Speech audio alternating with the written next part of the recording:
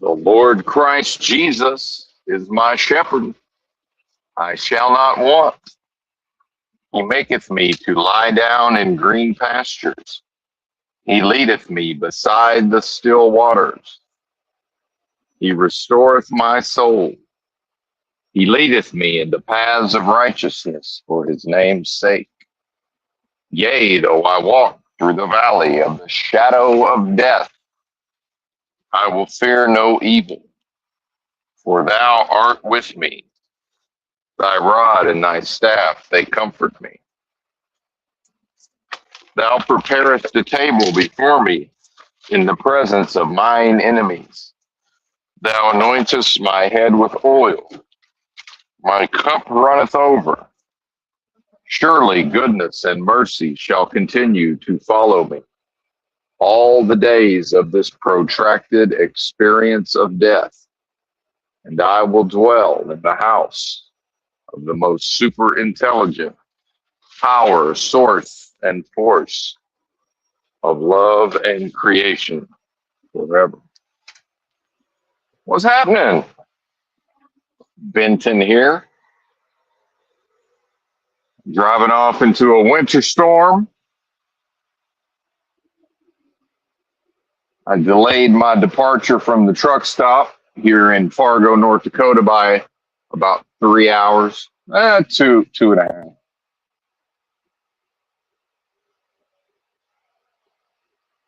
Waited for it to stop snowing. They got the plows out. I can already see the interstate looks fairly clear, so that's always good. Always a good sign. Well, they got all kind of equipment. I don't have a lot of experience with North Dakota in the winter, but of course I'm driving off into the North Dakota are one of the least populous states. I think Wyoming technically is the least populated, but North Dakota's number two, I'm pretty sure. So I'm headed west. Um, Not that Fargo's a population center, but it's not that far from Minneapolis.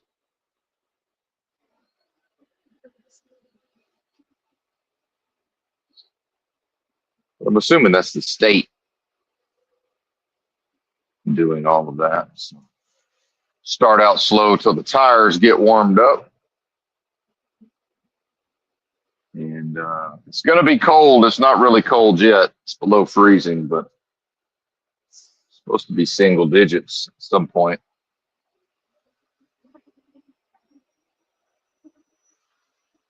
I think the heavy snow has not quite happened yet, and I believe that's supposed to be Minnesota and Wisconsin, from what I understand.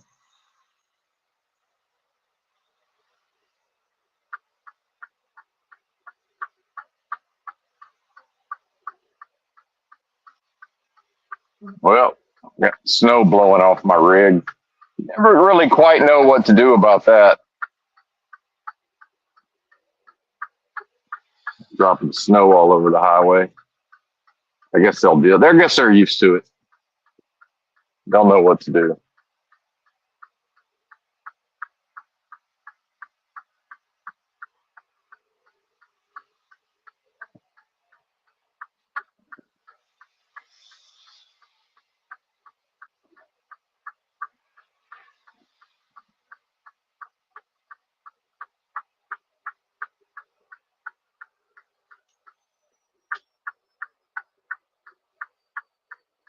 Oh yeah, ride me, baby. Ride me.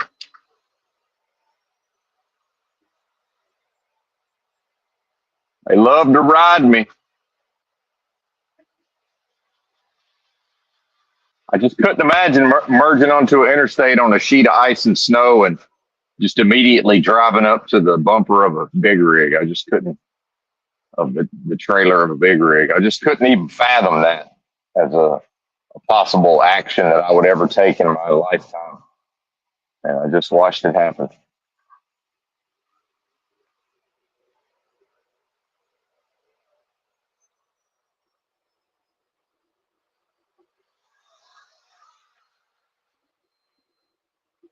Plenty of lanes to choose from, sir.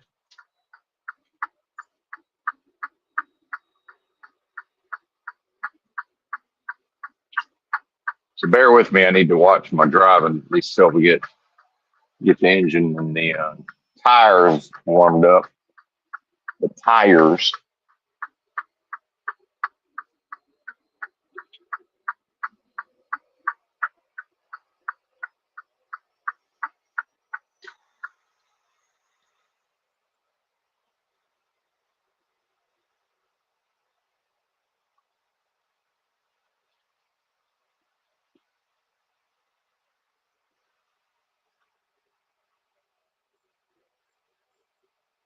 I don't believe it's supposed to snow anymore where I'm headed. So the timing worked out perfect. I was parked for the day before the snow hit.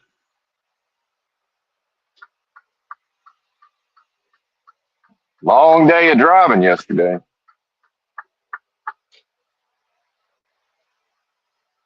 Yes, sir.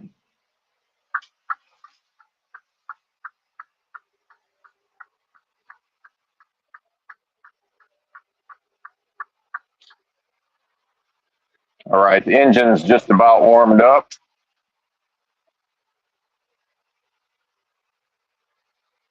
We've got two egg yolk drinks. Well, let's get into the first one here.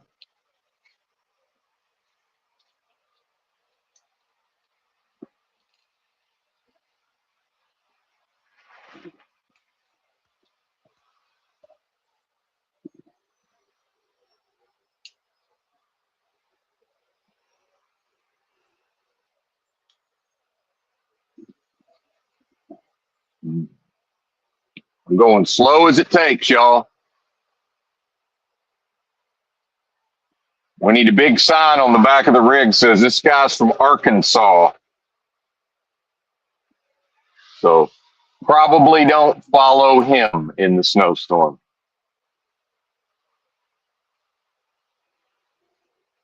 He's not the flow of traffic. He's not here to lead you to your destination. And he's got all day. He'll go as slow as he needs to go.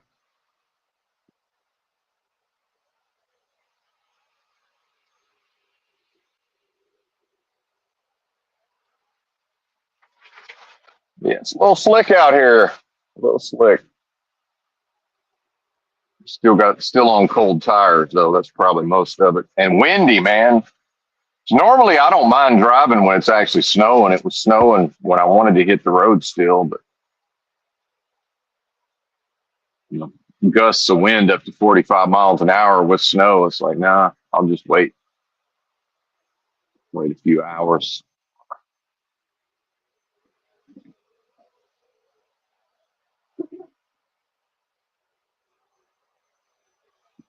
So again, the waking dream, surrealistic, unreality, deja vu all over again of leaving where I grew up in Arkansas, in fact, where this load originated, driving up into a potential blizzard, or at least the aftermath. Although I don't think there's very much accumulation.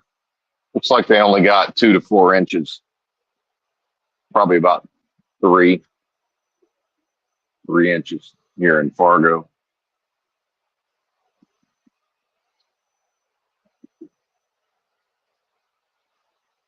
Now, along the route, I don't think the highest would have been like 5 to 7 was the forecast.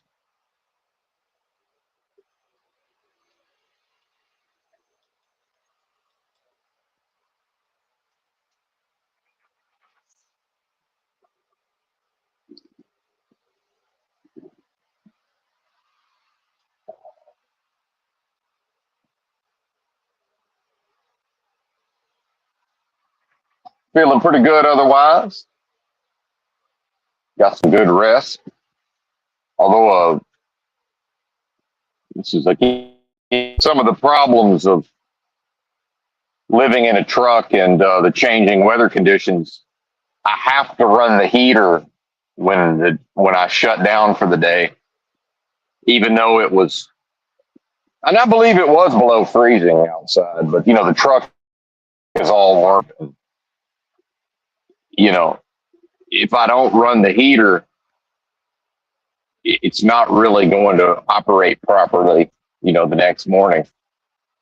And then it's going to be freezing cold in the truck. So I had the windows cracked and the cold air coming in, and fell asleep. So of course that's what woke me up was hey, wait, it's time to wake up and close the windows. But man, this truck next to me, it had one of the loudest reefer units. And then, half the time my earplugs fall out while I'm sleeping. So one of my earplugs came out. Between that and having the windows open, I had that reefer right in my ear. At least it was on continuous. It's even worse when they stop and start, in my opinion. Hmm. Yeah, they haven't plowed out here. See, I'm leaving Fargo now. This hasn't been plowed.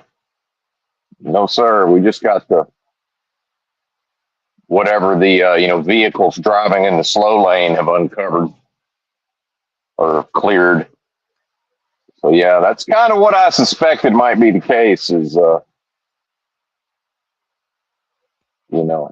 majority of the efforts directed towards the towns and the cities and the expanses of road in between, not really dealt with.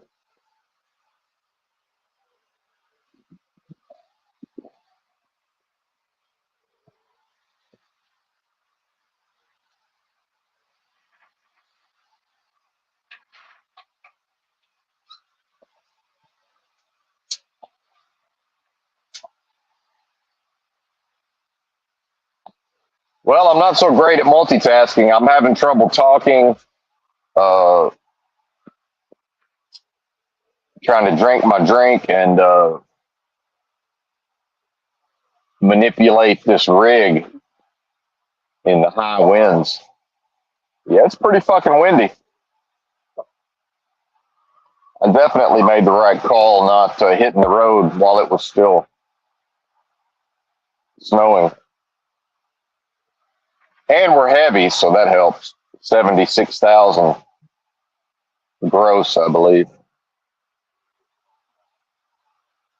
I don't believe I'd be out here if it was.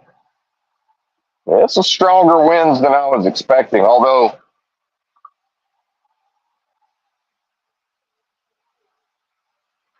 I left earlier than I was going to wait till about 8 o'clock when it was daylight and pretty much, still windy, but not. I'm catching the tail end of the windstorm, apparently, what it looks like. But hey, the road closed half a mile when flashing sign is not flashing, so how bad could it be?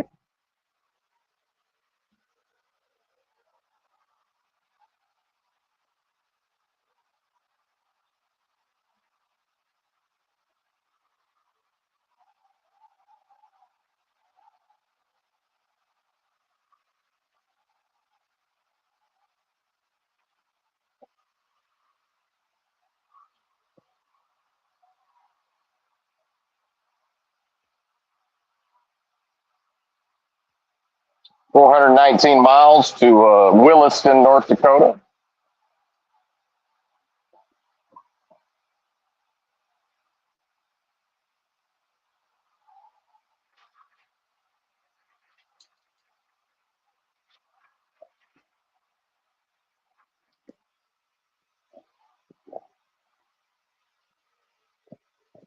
I snagged 4 gallons of water at the truck stop on my way out, just in case.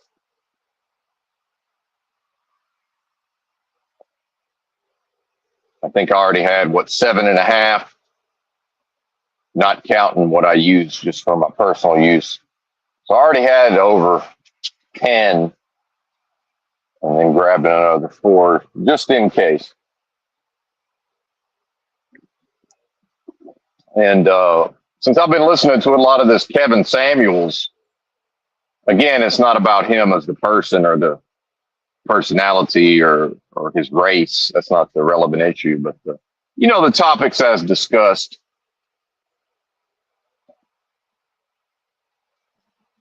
Dating and relationships, but also economics. And,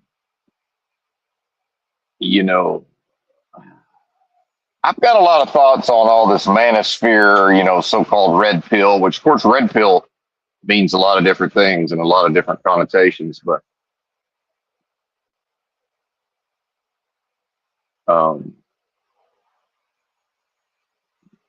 you had the whole pickup artist phenomenon, and that crossed over into a book and a TV show and a bit of a minor cultural phenomenon at a certain point. And, then these dating coaches or whatever you want to call them, and then MGTOW and just all this. And then, in the modern or in the, I don't want to say modern, in the social media age, a lot of people have figured out how to make money with conflict content, of course. And Mr. Samuels does quite a bit of that.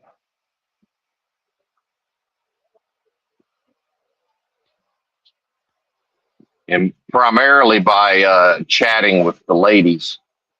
Yeah, visibility's quite poor.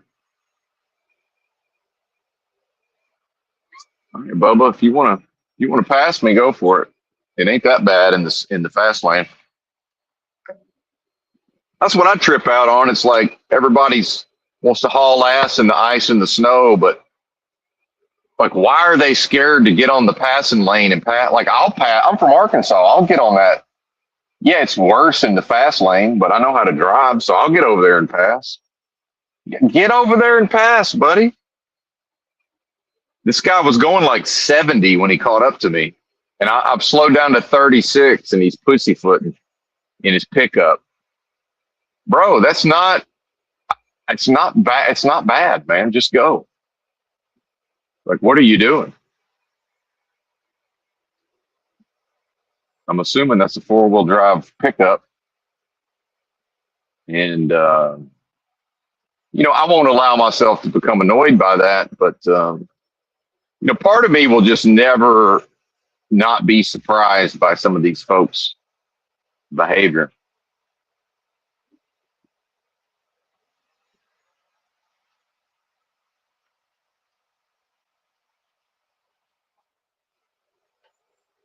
And I've normalized going 45 in these conditions too.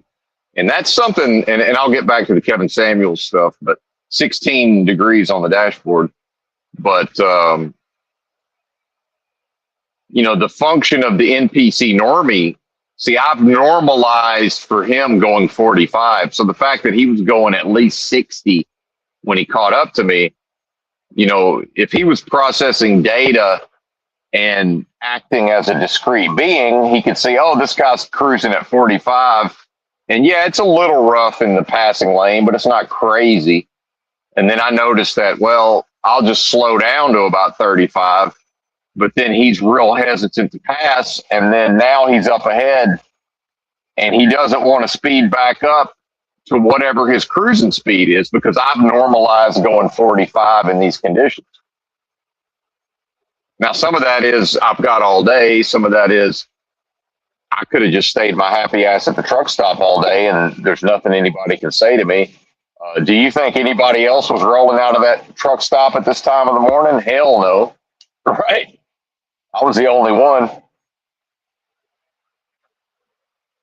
There's pretty much nobody out here. And I'm from a swamp in Arkansas. I mean, come on. I'm not embarrassed to go 45 out here. It's completely fine. But like I said, I've been in Texas on a fast lane that was just as bad as this or worse, and I passed motherfuckers going 65 in this big rig because I know how to drive. It's like, what is this? Crazy.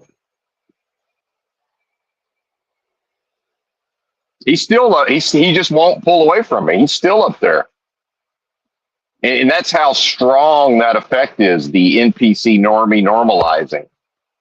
As soon as he sees another normie normalize something, that's such a powerful. It becomes such a powerful motivator.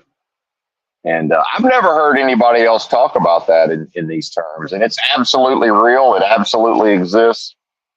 Undebatably, it's a thing. Clearly.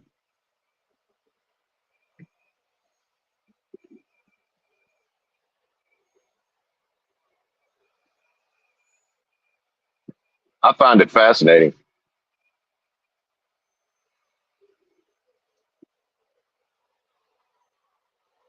And can they do the long haul trucker math? It's like, that's a long haul trucker. He's probably not from here. But then it's like, well, okay, but most of the time, if it's somebody from Arkansas, they're not the first one out of the truck stop in the morning. Okay, fair enough. Bit of a mixed message. Sure.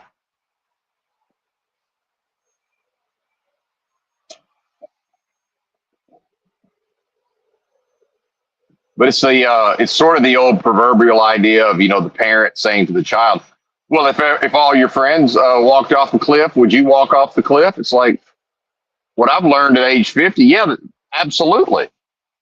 I won't tell my parent that that's a good idea, and I wouldn't walk off the cliff. And so, actually, the answer is no, but it has nothing to do with this conversation or the way I was raised. It's just to me that's obvious or common sense, but most of these motherfuckers would just follow everybody else off the cliff. Clearly,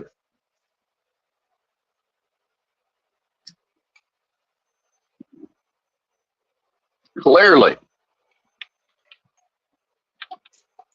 Um, Me and ex-wife number two rented a motel while we saved up for an apartment in Fort Smith, Arkansas, and when there would be heavy rains, the side road would flood real bad, and like two or three different times, we would just stand up on the balcony outside our room and just watch like 20 cars hydro lock their engines.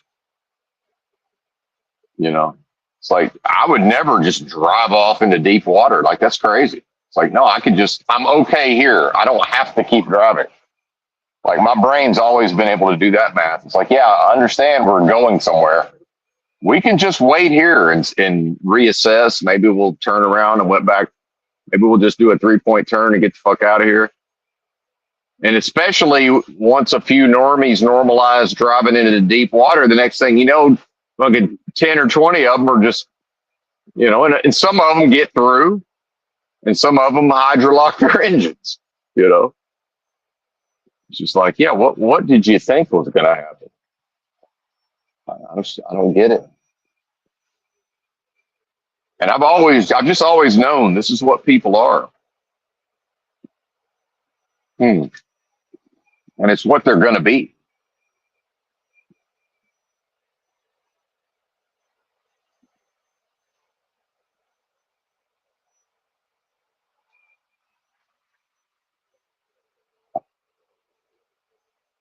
But anyway, yeah, back to and clearly the male female dating and relationships, that is clearly broken. I don't see that ever being put back together, not anytime soon. And I don't mean anecdotally. Clearly there's people who make it happen anecdotally. I'm talking about for the vast majority of Americans, it's just not a thing. And I'm speaking specifically where, because you have a contingent of folks who talk about, well, it's an equal partnership. Well, no, it's not. Somebody always has the veto, no matter what. And the way I was raised, that will be me, or I won't be in the relationship. And however anybody thinks or feels about that is not my problem. But that can't be questioned, right? Because at a certain point, I do remember that I wanted one of my real good friends. Our friendship came with some advantages. I had access to his apartment in a different town at times when he wasn't around. Um, and then he worked like less than a mile from me and ex-wife number one's house. And so, he found it to his advantage to drop by my house in the middle of the day from time to time. And for whatever reason, ex-wife number one wasn't into this, and she was extremely stubborn and bullheaded. And could I have forced her to accept that? Sure, of course. But she fought me on it, and it was like, well, I mean, that doesn't mean I don't have the veto. That means, yeah, my wife convinced me that this thing that I thought was a good idea is not going to happen.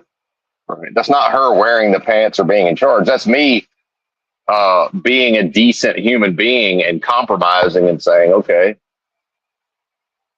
And part of that also is she wanted a hardwood floor because, there was this hardwood flooring on sale, like some crazy deal at like Sam's Club or something. And I know me, I know my perfectionist brain. And, I can't just fucking watch some YouTube videos. And this was pre-YouTube, but I can't just read a fucking how-to and put in a goddamn floor in my own house. Like, it's not going to happen, man. There's no way. It's not practical.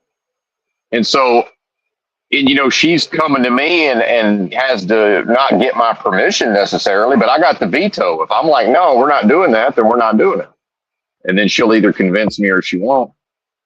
And I won't be in trouble if I just say no. It's like, no, I'm not in trouble. I can't be in trouble.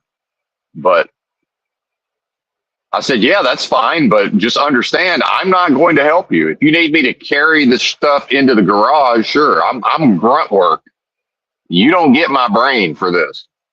So if you can handle me sitting on the couch all weekend while you and your little cousin put a floor in the house, I have no problem with that. But you understand, while you're doing this, you're gonna be looking at me sitting on that couch over there. So as long as we have an understanding, go for it. And I'll help you if I can, but just understand this is not my forte. They did a great job, by the way. I was like, hell yeah.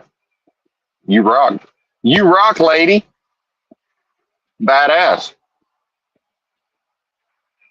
And because I'm an actual man, that can't threaten my manhood to sit on the couch all weekend and watch my wife do something that she wanted to do in the first place. I mean, we could have saved up and paid somebody to do it. It's not like, she clearly wanted to put the floor in.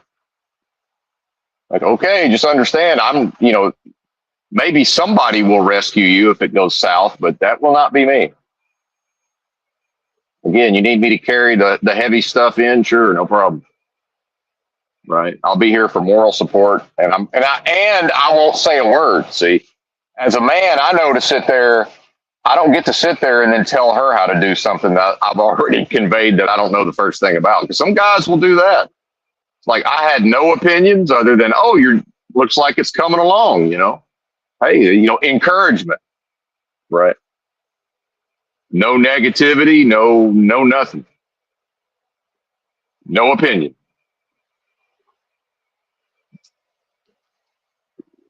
Go for it. Have fun. And as a man who likes women, it's a bit of a show to watch. Her and the little cousin putting in a floor. It's like, all right, well, this ain't the worst thing that's ever happened.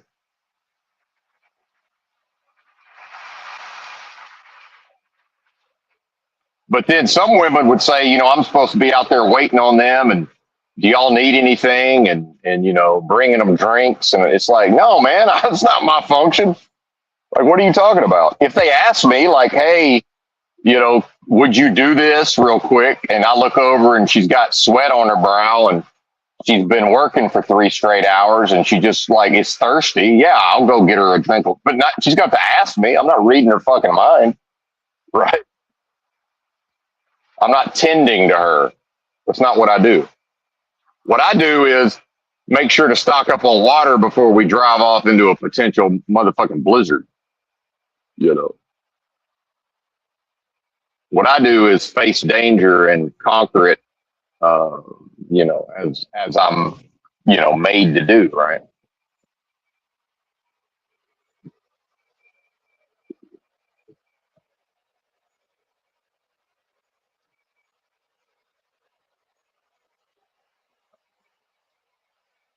And we see some of these news stories now where some dude is off fucking hiking somewhere and it hits 100 degrees and they don't necessarily understand how the desert works.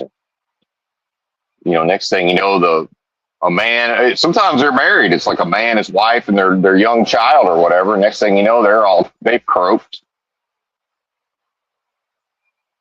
It's like, ladies, you got 0%. And I don't want to sound like I'm selling myself. It's just like, that's not a man. A man would figure out, well, wait a minute. Is this a survival situation or a potential survival situation? Like,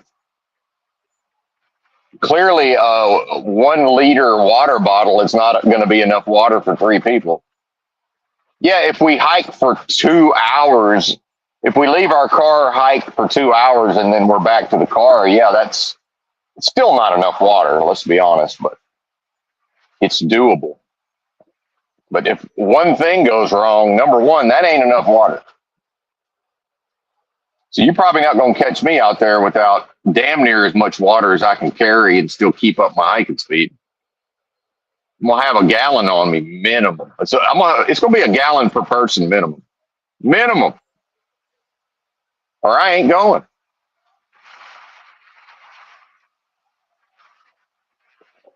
And people think that's crazy. I don't care what people think is crazy. What's crazy is dying a fucking heat stroke in the desert and you didn't bring any water. That's crazy. Now it might seem crazy to wander around with a 85-degree jug of water, right? That's not appealing. When everything goes right, who cares? Is 14 gallons of water overkill? Yeah, probably, unless the shit goes south, and then you'll quickly find, hey, now we're rationing the water, right? Now we're trying to make it last, potentially.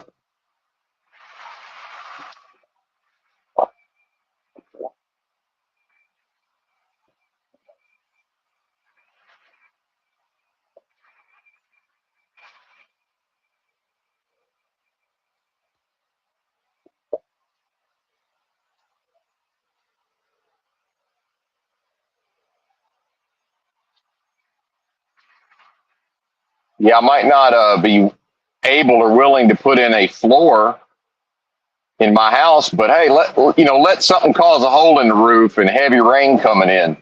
Yeah, I don't know how to do roofing, but I'll climb my happy ass up there and figure out some kind of way to cover that hole. It's not going to be pretty. It's not going to be the code, but yeah, I'll climb my happy ass up there and plug the fucking hole with something, at least long enough to get us through to a proper repair, right?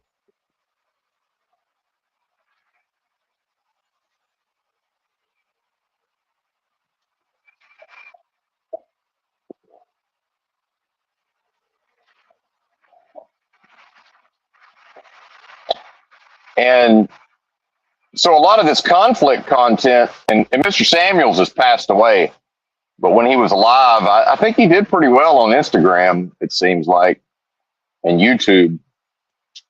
Seems like he made a decent amount of money. And a lot of that was, the core of the show is he would have ladies on over Zoom and, they would be able to ask him questions, but then invariably they get into disagreements and conflict.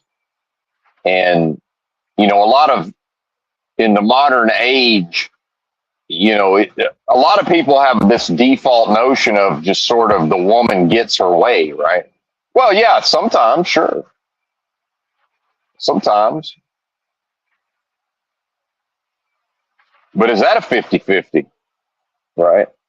And so clearly, if we observe how these ladies talk and how they react and what they do in their own lives, you know, they are doing everything they can to always have everything go their way, no matter what.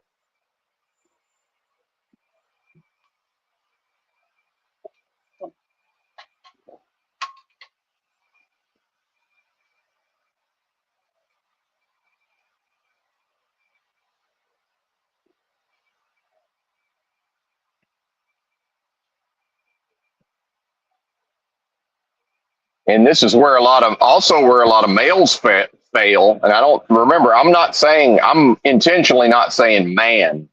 A lot of the males fail because they're unwilling and incapable. You know, they're incapable of being the leader because, you know, it's one thing to be raised like me to where I'm going to be the leader and the veto no matter what. But then now I have to live up to that. I have to be capable of that. Right. And sometimes I fuck up. You know, in the past, there's been times I was just wrong or made a mistake or, you know, and by the way, ladies don't want that role. Ladies are attracted to the power. They don't want to be in the position of having to take responsibility when things go wrong. Hell, neither do most males for that matter. So, you know, I invalidated woman bashing in my own mind many years ago by just watching males and realizing, well, most of these males ain't even men, and they fall victim to a lot of the same things that they themselves may be critical of women about. It's like, well, I mean, you know, a lot of these guys aren't any better, so how can I be critical? I can't be critical based on the genitals, right? It's like, oh yeah, it's not the vagina causing this. Mm.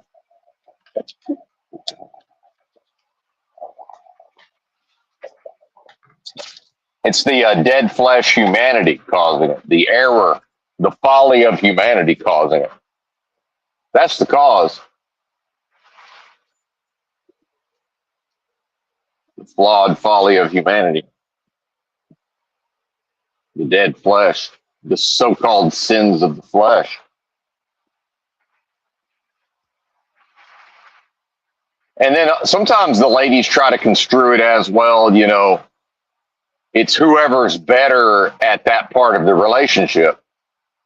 And so a lot of women who do wear the pants will say, yeah, but I'm just better with money. Well, it's like, well, I'm better with money, but even if I wasn't, I would still be the boss of the relationship. And that's how it is. And whatever she thinks about that, it's not my problem unless she feels strongly enough about a particular instance to make it my problem. And then as a leader, it's my job to listen to the other person and to say, well, clearly this bothers her enough to continue to fight me on it. So, you know, at this point, I have to just basically say, we're done having this conversation and you're just going to have to live with it, or I'm going to have to compromise. And so she got her way. Big deal. You know, what do I care? I was attempting to return a favor with a close friend of mine at the time. At the end of the day, this was like a bonus. You know, it added to my life and his life potentially. It wasn't necessary. Nobody was dependent on this sort of quid pro quo, right?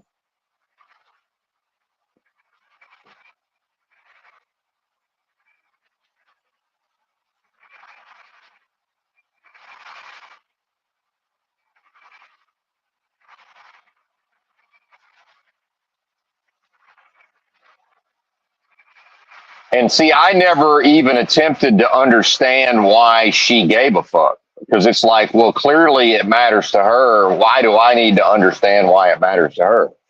And to me, that's part of being a person and a human, is like, because I think a lot of folks would just be like, well, what's the big deal? What's the big deal? What's the big deal? It's like, well, the big deal is it's a big deal to her. I don't need to be able to understand. I don't understand why she feels so strongly about this. I have no idea. Now, am I going to gaslight her and say you're crazy and what's the big deal? And, I was confused by it. And I still don't think I understand it. But if it matters to her, then there's your meaning. The answer is because it matters to her. Now, where the ladies they seem to be very lost in these conversations with Kevin Samuels is it matters because it matters to him. So certain things the women are pushing back on that the man is demanding, then she seems to believe she's entitled to reconcile that, mind, body, and spirit. And also within her peer group dynamics. Because, really a man can't really be in a relationship with a woman. He's also in a relationship with her family and her social circles. Well, to the degree in which he'll allow that. Now, my personality affords me the opportunity to just more or less be like, well, I'm not dealing with that. But, pretty much everybody has to work. So when like ex-wife number 2 was off to work and she's very impressionable and, she, even that many years into the relationship, she was still very attracted to me. So now she's off at work with a bunch of bitter cows who either don't have a man. Well, none of them have a man. Some of them are in a relationship with a male, but they're the man. Right. They wear the pants. That's, a man ain't a man got a woman for a boss. And I don't mean at the job. I mean, because you can quit the job. The man's agreed to have a female supervisor. That's a different thing. I'm saying,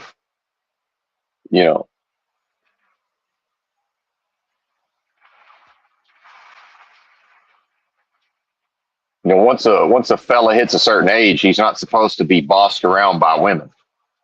Right. It's just not how it works. Not how it's supposed to work. And I'm reminded a lot of this because I was, spent several hours down where I grew up.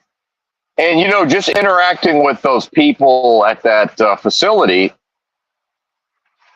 I come from a culture where even to this day, the males get coached up.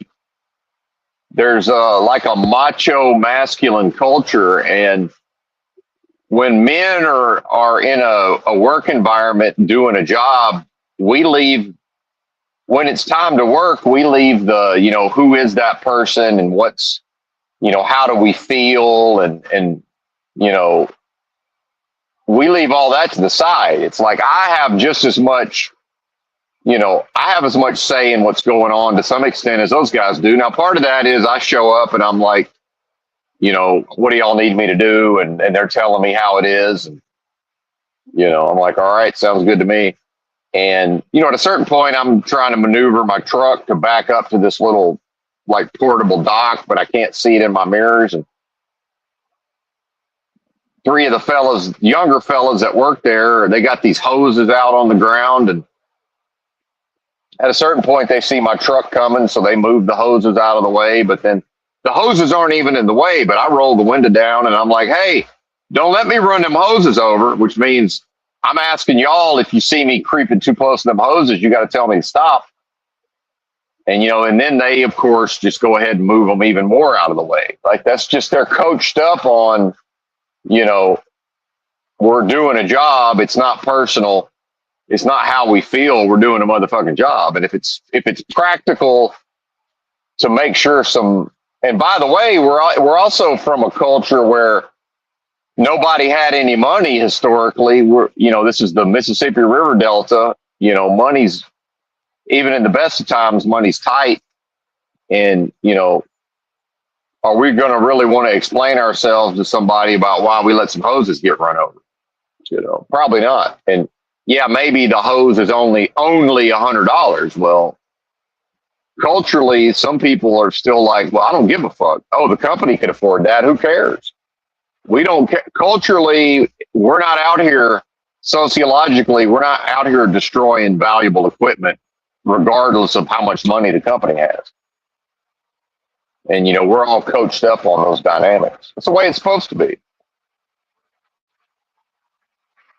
And, here's goofy oddballs, weird. And I'm not a weirdo, but, I'm just a strange person in my interactions. And not in a bad way, but, I'm aware of it.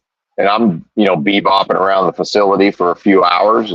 But they're still going to treat me like a man, because we were all raised based on those. This is what a man is. This is what a man does. And if he's an oddball, strange person, that's just a man who's an oddball, strange person,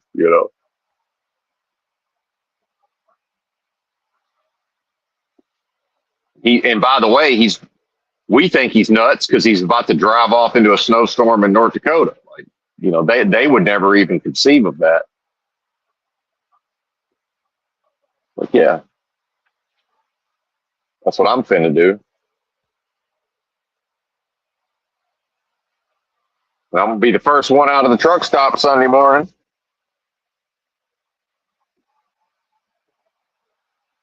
How about you? And so, when I listen to this content of Kevin Samuels, I can see that, he has to understand on some level, although he doesn't say it outright, surely he understands that, none of these conversations are going to benefit these women, but it's it's that they get to have feelings and the men get to listen to it and sort of vent their frustrations to some extent, and sort of blow off some steam, shaking their head at the foolishness of the ladies, right? And of course, the males and the men are in their own foolishness. And then, trying to live based on these notions of traditional and,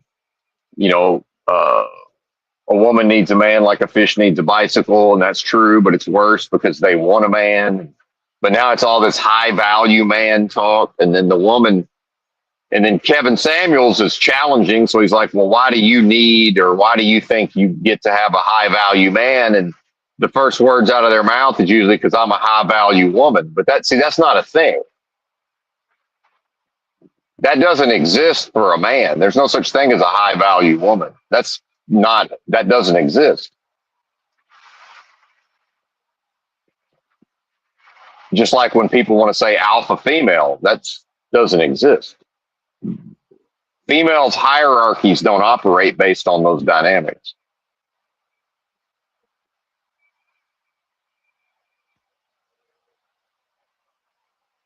It's just not a thing.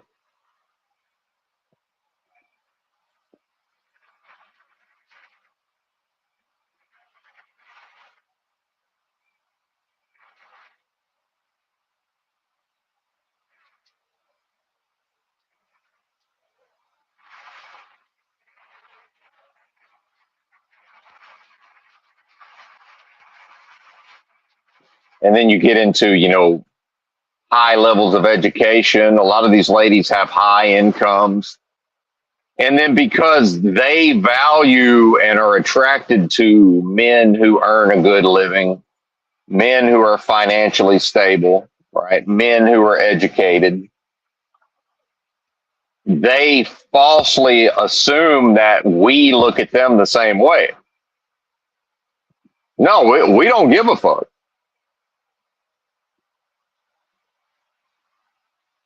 And by we, I mean an actual man. Now, a lot of these males give a fuck. That's your mama's boys. They care because it's like, oh, well, they know at some point they're going to get to stay home and play video games if they play their cards right, which is, that was the story of that ICU doctor, the lady ICU doctor in Arizona. And her husband was Mr. Mom. He was kind of a stereotypical Chad type. And, they were married and he drove around with kids all day and got drunk and played video games and ended up and apparently repeatedly left the children in the car until so much so that one of them eventually passed away from the extreme heat because all he cared about was living in a nice house, driving nice cars, and playing video games. And he understood how to leverage that because a lady ICU doctor wanted children and wanted a husband. And she didn't really give a fuck if he worked or not because she made enough money. Now we can debate whether or not, and there's probably something wrong with her too. You know, she, again, ICU doctor,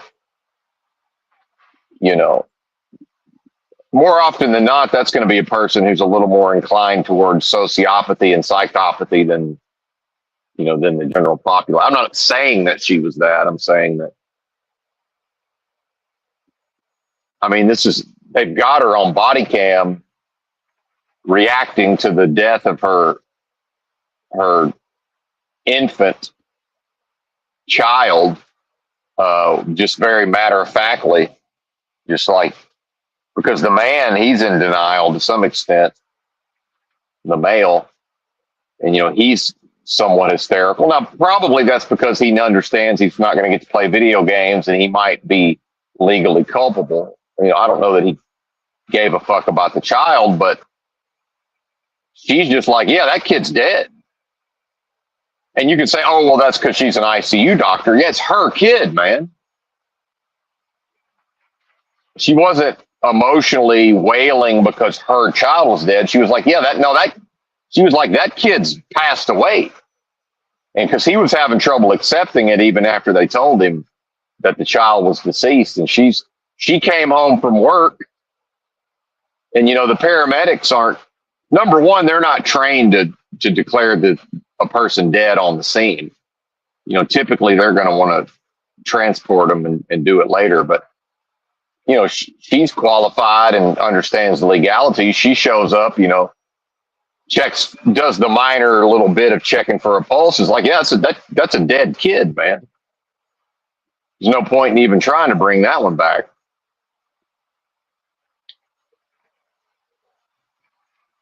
And, you know, a person who's able to do that, I'm not saying they are a psychopath. I'm saying that clearly there's something's going on with their personality and their personality traits. That's not quite, I'm not going to say that's not normal, because that probably is normal. It's just, it's not a common trait for a human to be able to do that. And I'm sure she grieved later and all of that, because she wouldn't be able to do her job if she, you know, had to, you know, take the time to emotionally process all of that trauma. You know, obviously, you know, there is something to she's an ICU doctor argument. She's compartmentalizing, and she's, you know, able to sort of separate in the moment. What I'm saying is you can't just necessarily take anybody out of the population, and a lot of people would just never be able to actually perform that.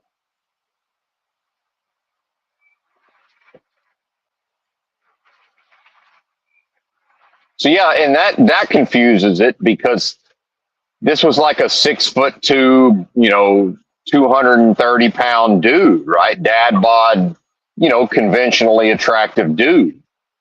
And so a lot of women will see that, and that sort of confuses the issue. But it's like, yeah, he may be a man partially, but that's not a man, you know, he's not the man of the house. She's the boss. A man ain't a man got a woman for a boss.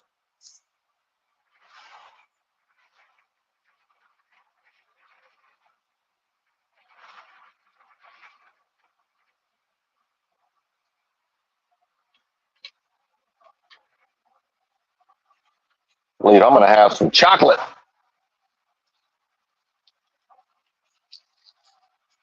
And also, we've reached a time in history when, you know, to just candidly discuss what we're talking about here, you know, it's almost forbidden, right?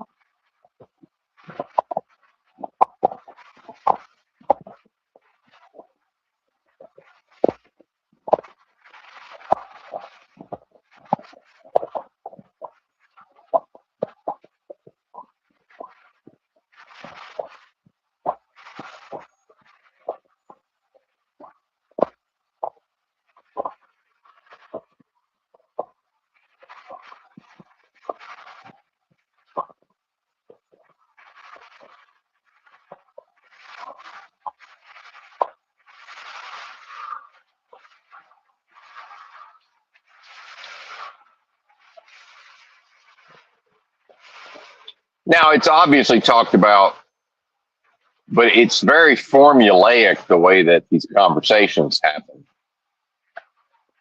And especially when you let the women get their 2 cents in.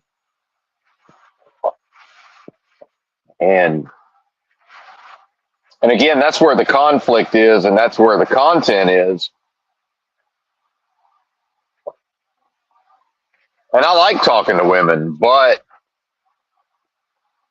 me personally, I wouldn't be interested in challenging them in the moment, uh, like Kevin Samuels did.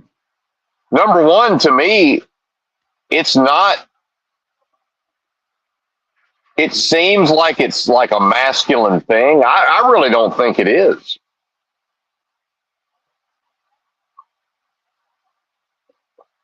Because to me, the masculine side of that is once a woman indicates to me that she is operating from a specific viewpoint, and then that viewpoint is incompatible with how I live my so called life, why are we continuing to have a discussion? Like, to what purpose?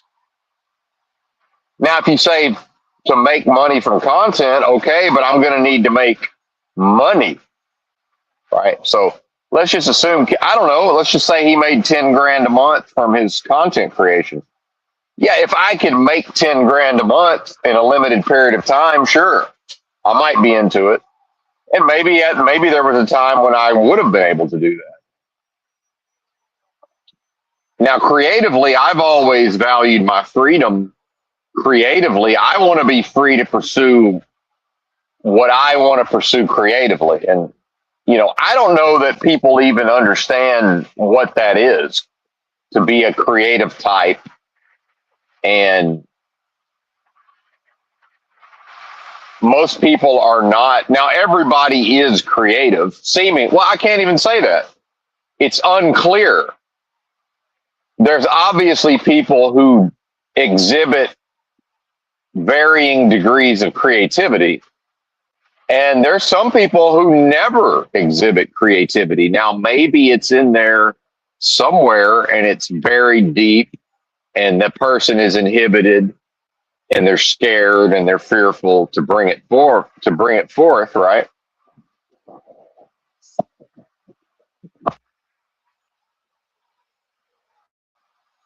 And I didn't know this at the time, but much of my early life before the age of 18 was me learning and teaching myself how to even facilitate my own creative processes without inhibiting myself, getting in my own way, or stymieing my own efforts.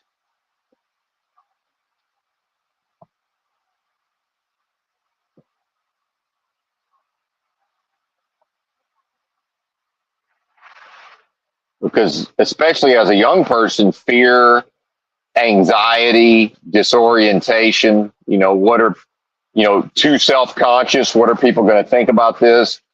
And also, even if a person like me who's courageous by nature and, I can put myself out there if I choose to, some of that self-consciousness will affect the creation itself, because it's like, if I'm too in my head and I'm too concerned about what are people going to think about this, that actually will affect the creative process itself. So, it took me a long fucking time to be able to master those dynamics.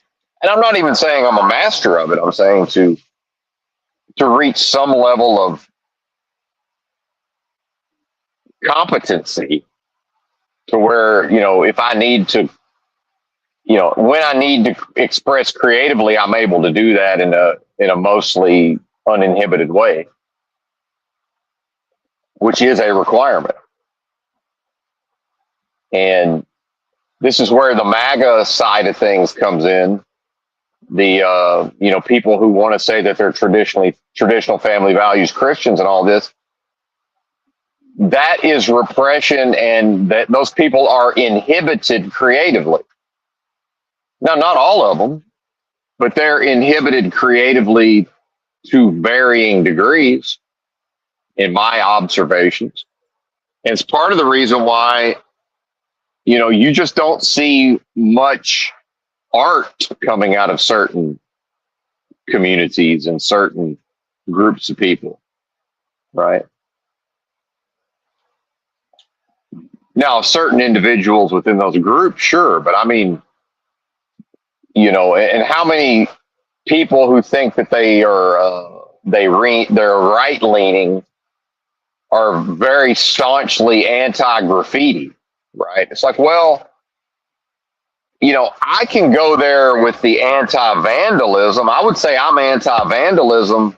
My thing is, there's always going to be a certain amount of graffiti and street art, no matter what. It's not possible to stop it.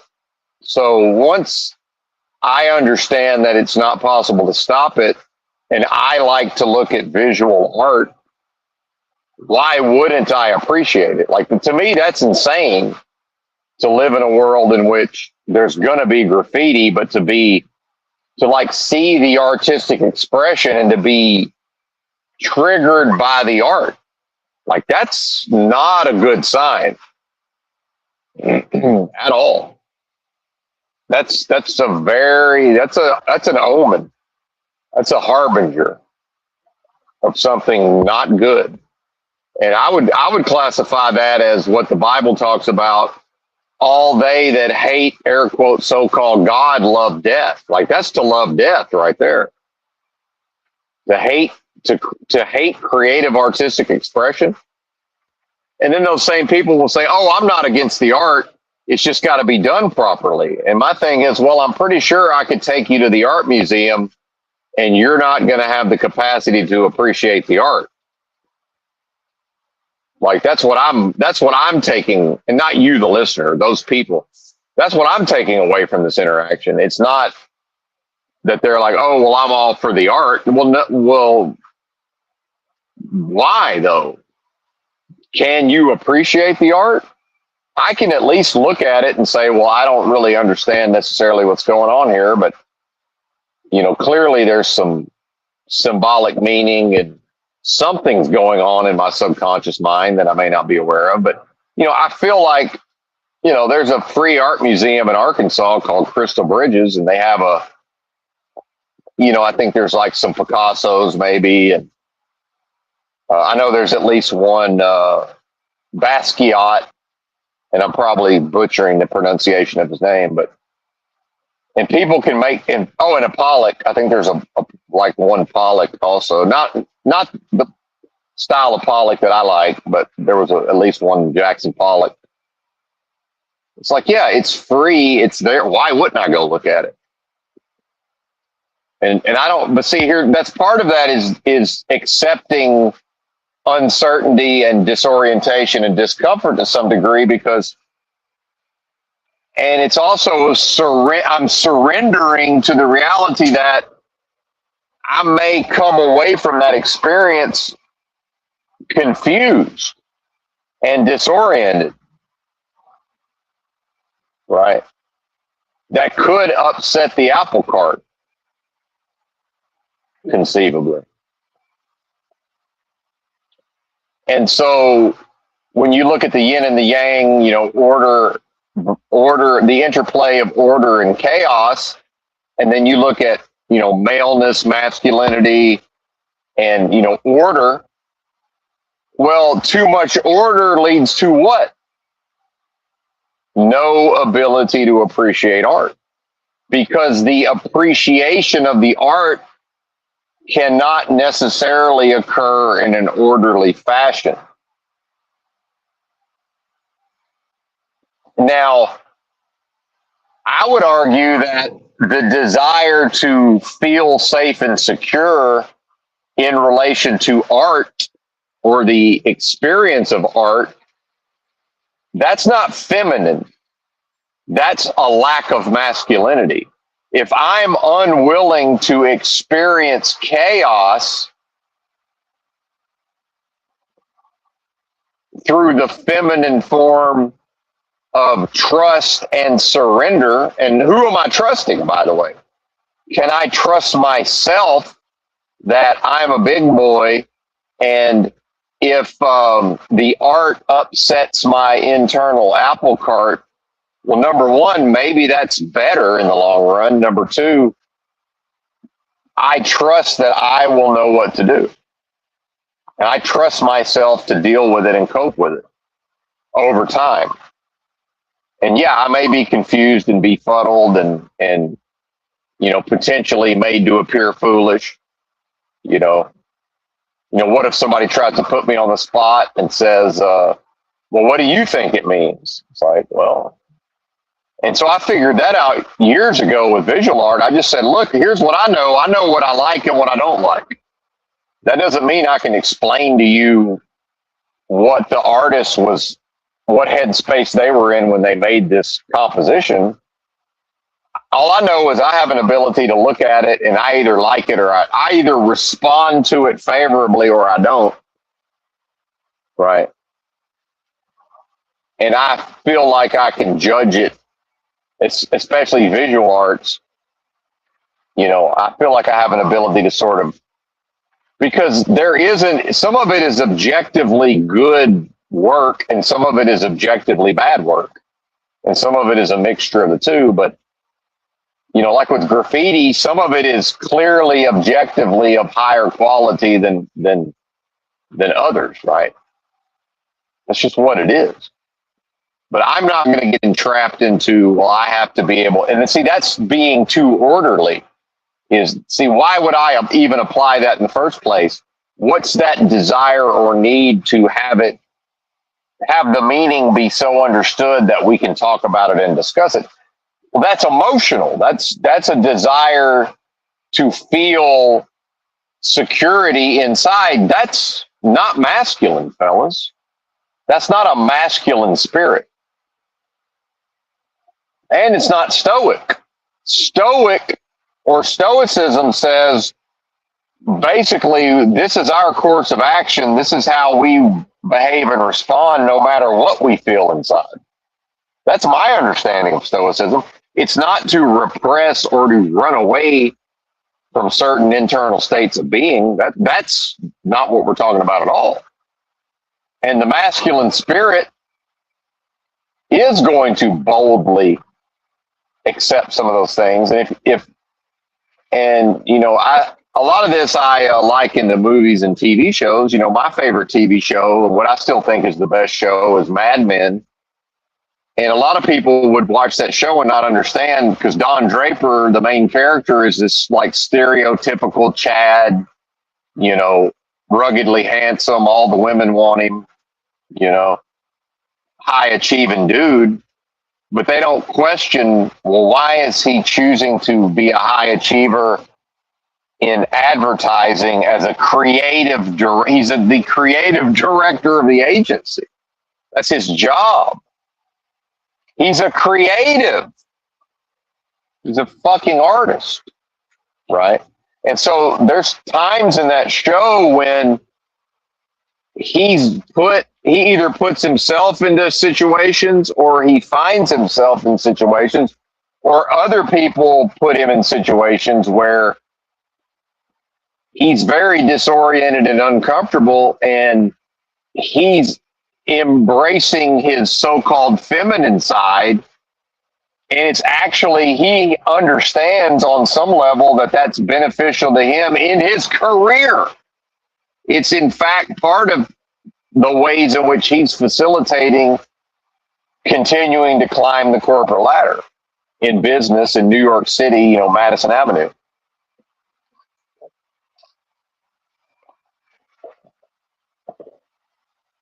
He's, it's the beatnik bohemian, Greenwich Village or whatever. And he's, early on in the show, one of his girlfriends, maybe his main side, he's always got anyway, it doesn't even matter what he's doing with the women. It doesn't matter. But he's seeing a lady a little younger than him, but, an intellectual type, bohemian type, lefty type of chick in the 60s. And so he's follows her into some situations where he's clearly not comfortable.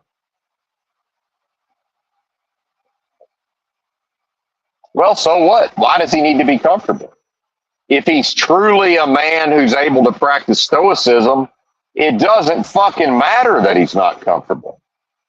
The philosophy of stoicism says deal with it, pana, and maintain your balance, and don't let yourself be affected by your own discomfort, but not by repressing it, not by running away from it, by accepting it for what it is in the moment.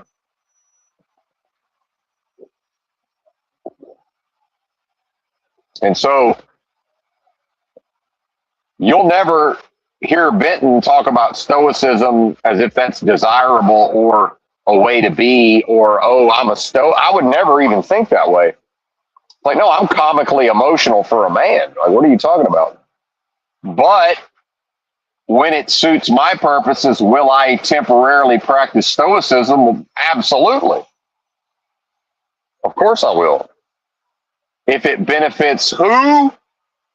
Me. If it benefits me. And if that sounds selfish, not my problem. And so I'll bring this full circle with the ladies and the dating and the relationships. I'm one man, and in the past, I was in a series of what I would consider successful based on my definition of success, which is the only definition that matters. And if that sounds like a cope, I'll say, well, what's not a cope? So I don't know what to tell you, but isn't everything a cope? What's not a cope? But anyway, everything's a cope within this protracted experience of death, is it not?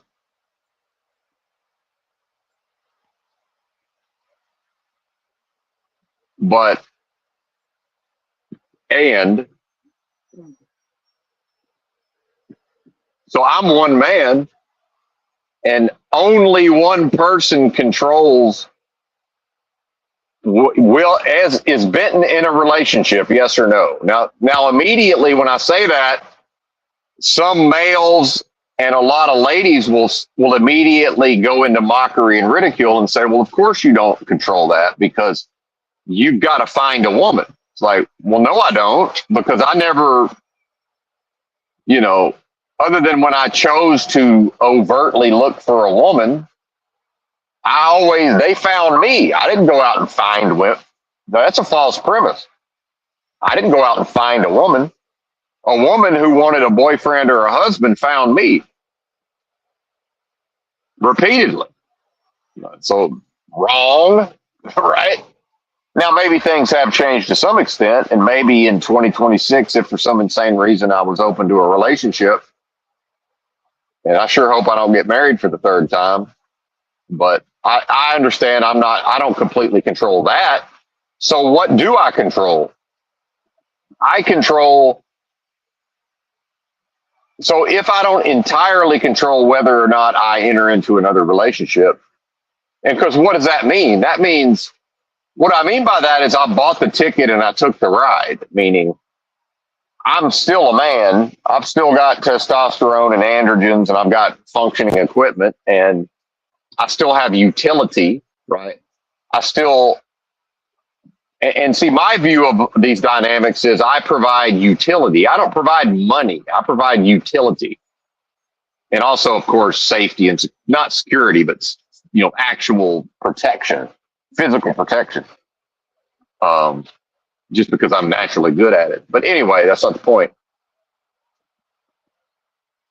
I like it. I enjoy it. It's fun. My idea of a good time. But either way, so what I mean by I'm not entirely in charge if I get married for the third time. Well, based on my beliefs, I would have to be married. And in fact, just without, talking about what marriage is for an entire hour, we'll just stick to the commonly accepted definition, legal marriage involving the state. And I might, anyway, I might not even, it doesn't even matter. Um,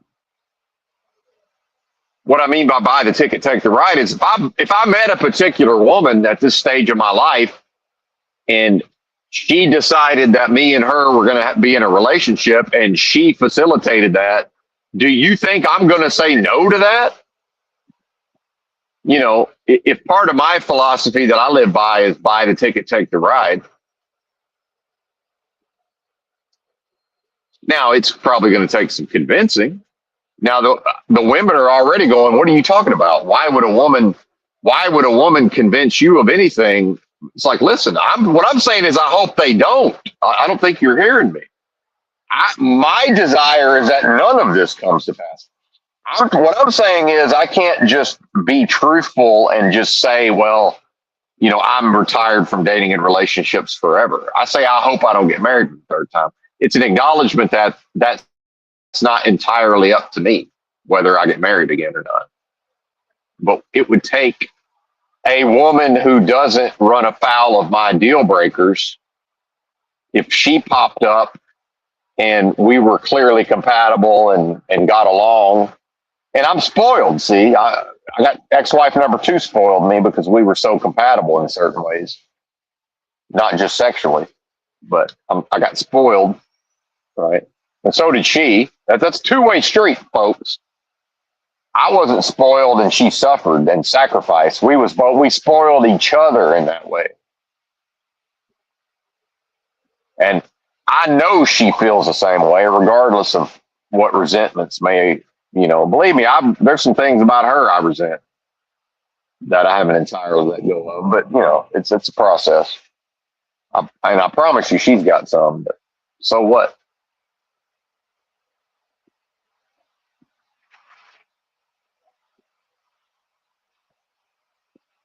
Yeah, roads are getting a little worse.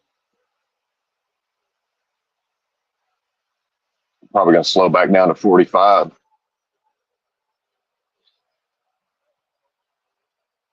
So what I'm talking about is, women can't do anything about the fact that when they meet a man and they want to be in a relationship with that man, he's the ultimate controller of that. She's the ultimate controller of what males access her sexually. That's what she controls. I control, and I've historically been willing to be in a one-on-one relationship with a woman, right? Lord knows if I wanted to, I could have a committed relationship and have women on the side if I wanted to. Not, slipped and fallen into some pussy here and there in my life, but, I've never just been a serial womanizer I don't go on the prowl. If I'm in a relationship, I'm in a relationship. And historically, I never was a big fan of being on the prowl, but, as again, a man producing a certain level of androgens, we're kind of on the prowl some of the time. I've managed to limit it in my life. And thankfully, that's a gross business. Some guys sort of make that kind of their whole identity. There was, that Three's Company show. Jack Tripper's best friend, Roger, I think was his name. That was his identity. He was just perpetually on the prowl, and it was fucking gross and creepy.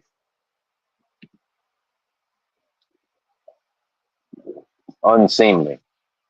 And I like women. I can't have, platonic, enjoyable interactions with women if I'm always on the prowl. It gets in the way.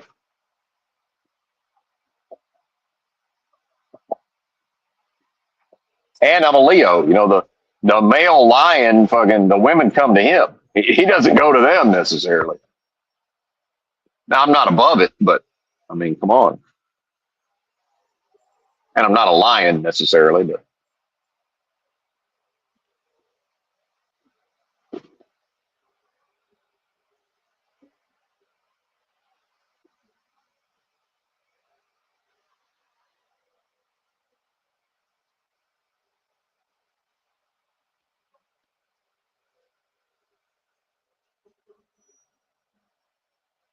Uh-oh, we got, looks like somebody's crashed up here, maybe, potentially.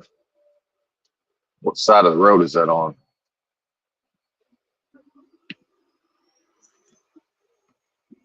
Well, that might just be the plows. I'm seeing blue lights. The plows usually don't use blue lights. I don't know what that is. We'll slow down and approach with caution. Unfortunately, a car is catching us, and that's going to confuse the matter because they're not going to know what to do. What I'm doing is going to confuse them, and then with these lights up here, they're just going to assume that I know what. Oh, good. Or it's just an actual human who's just going to keep it moving. That happens every once in a while.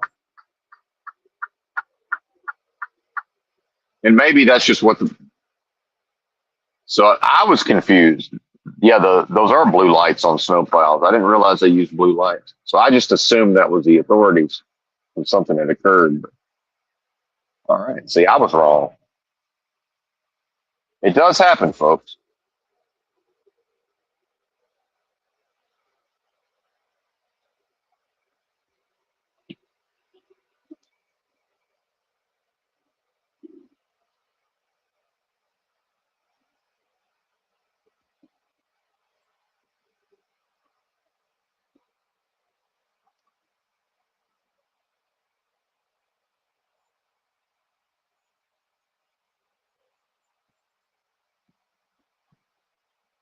Hang on, I'm trying to figure out what this is.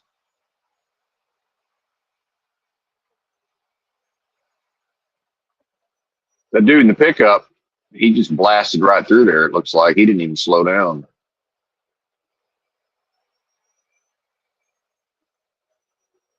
Okay, snow plow in the left lane. That's what it is.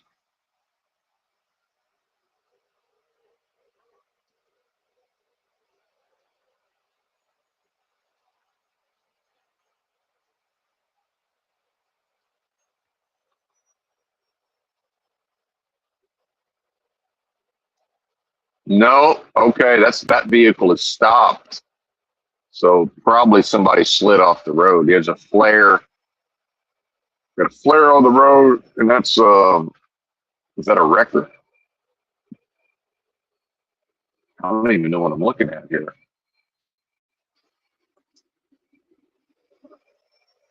Well, it's not a flare. It's a huh. You know, every state kind of does things different. So I'm seeing some of this for the first time. That's interesting.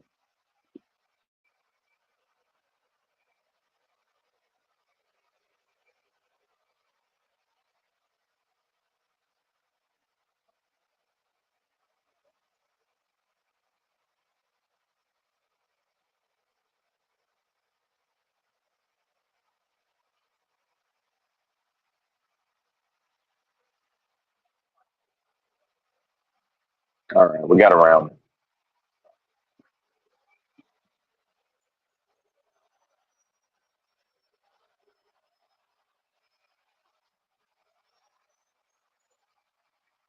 And so, you know, I would say almost 50% of all the conversations that Kevin Samuels has, because he did so many live streams. There's people who, they're getting a lot of views on YouTube, just like remixing his content, and most of it is, to sort of laugh at some delusional woman having a conversation with Kevin Samuels, but delusional human, right? I think like half the problem is that the women simply are unwilling to accept that if she's going to have a relationship with a man, he controls her access to a relationship with him. And I think a lot of these women think they can just play the field, meaning, they can get a man. Well, it's like, yeah, and Kevin tries to explain to them, it's like, yeah, a so-called high value man, which really just means, because a lot of these women are, in Atlanta and grew up, even if they have good jobs and a high degree of education, they grew up kind of ghetto or whatever. And, really what they mean is a man who makes a high income. And now half of that, so a lot of these women, they believe that their experience is that they can have sex with those men. And that's true some of the time. However, what I know for a fact is, especially black men, but white men have their own versions of this, but there's a lot of black men who, if what the woman needs to hear is that they have a trucking business and that, that they make, $750,000 a year or whatever, that doesn't need to be true. That's just what she needs to be able to tell her friends and put on her social media or whatever. And then he can show up and hit. Right. And maybe, they can date for a while, but it's all a lie, right?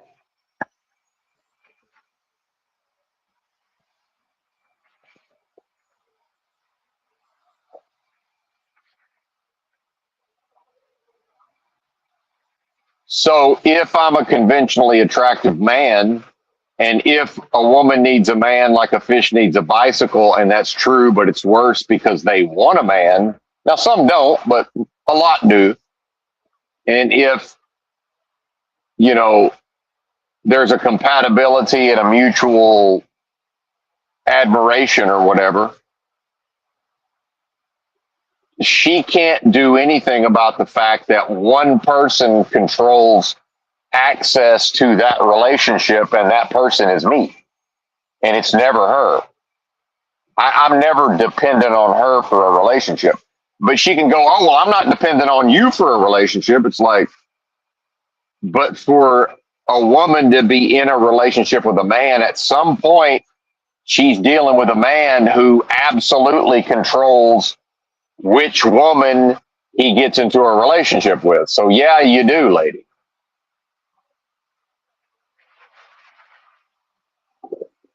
And the quicker we all accept that, the quicker we can move on. But the reality is, the women that call into his show, for the most part, cannot accept that. See, if it was snowing right now, this would be a blizzard, because the visibility is reduced because the high winds are blowing the fallen snow.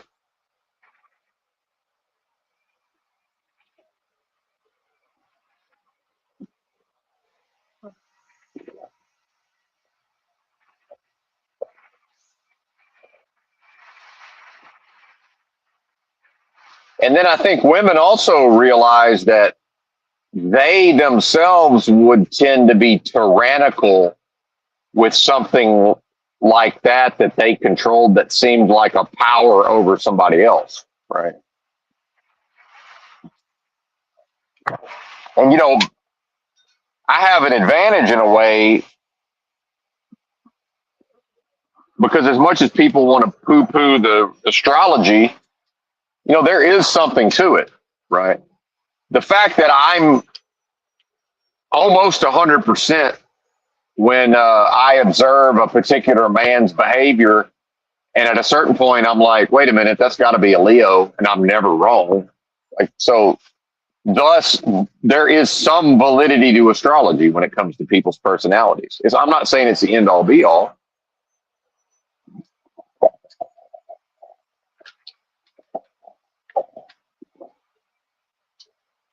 So if you look up August 12th Leo, birthday book or astrology, all it talks about is leadership. That's the main theme, is leadership. Like, these people are natural born leaders. So yeah, I'm a natural born leader. So what? That comes along with, I'm probably not at all good at other things, right? Your greatest strength is your greatest weakness type shit. And it's gotten so bad, especially in the black community, that these women are talking about especially as they age and they have children already, they're trying to bring to the relationship. They're taught, and the men are complaining that, oh, well, every time I get in a relationship with a woman, I can't have any peace. So now the women are trying to sell themselves based on, that they're going to provide him with peace and that they're going to, it's even worse with this biblical idea of a helpmeet. I hate one of the cringiest expressions I've ever heard, a helpmeet. What are you talking about? That's fucking nonsense, man. The Bible is on some fucking nonsense in a lot of ways. That's not helpmeet. What the hell? What is that? Now I've looked it up. I know what it's supposed to mean. That's a bunch of nonsense. Helpmeet. But they're marketing themselves based on, oh, I'm submissive, I'm feminine. And they're not. Because psychologically they've been programmed to be a boss bitch, to wear the pants, to run the show. And no masculine man worth anything. We don't care. Why would I care if that's what she wants to? I don't give a fuck. You're not going to do it near me. I mean, I'm not going to be anywhere near her. I'm going to be far, far away. I could make money from something other than driving a truck.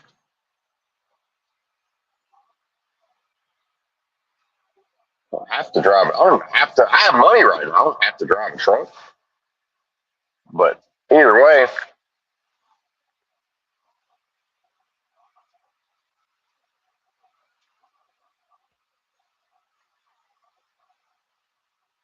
and society has taught them that they used to hear this thing about, it used to be a joke, this idea of a woman having it all, because in the 80s and the 90s into the 2000s, when that propaganda really ramped up, it was sort of a joke because it was still kind of an acknowledgement of, a woman can go have it all, meaning her career, her own money, right? Or she can marry a man and be a housewife.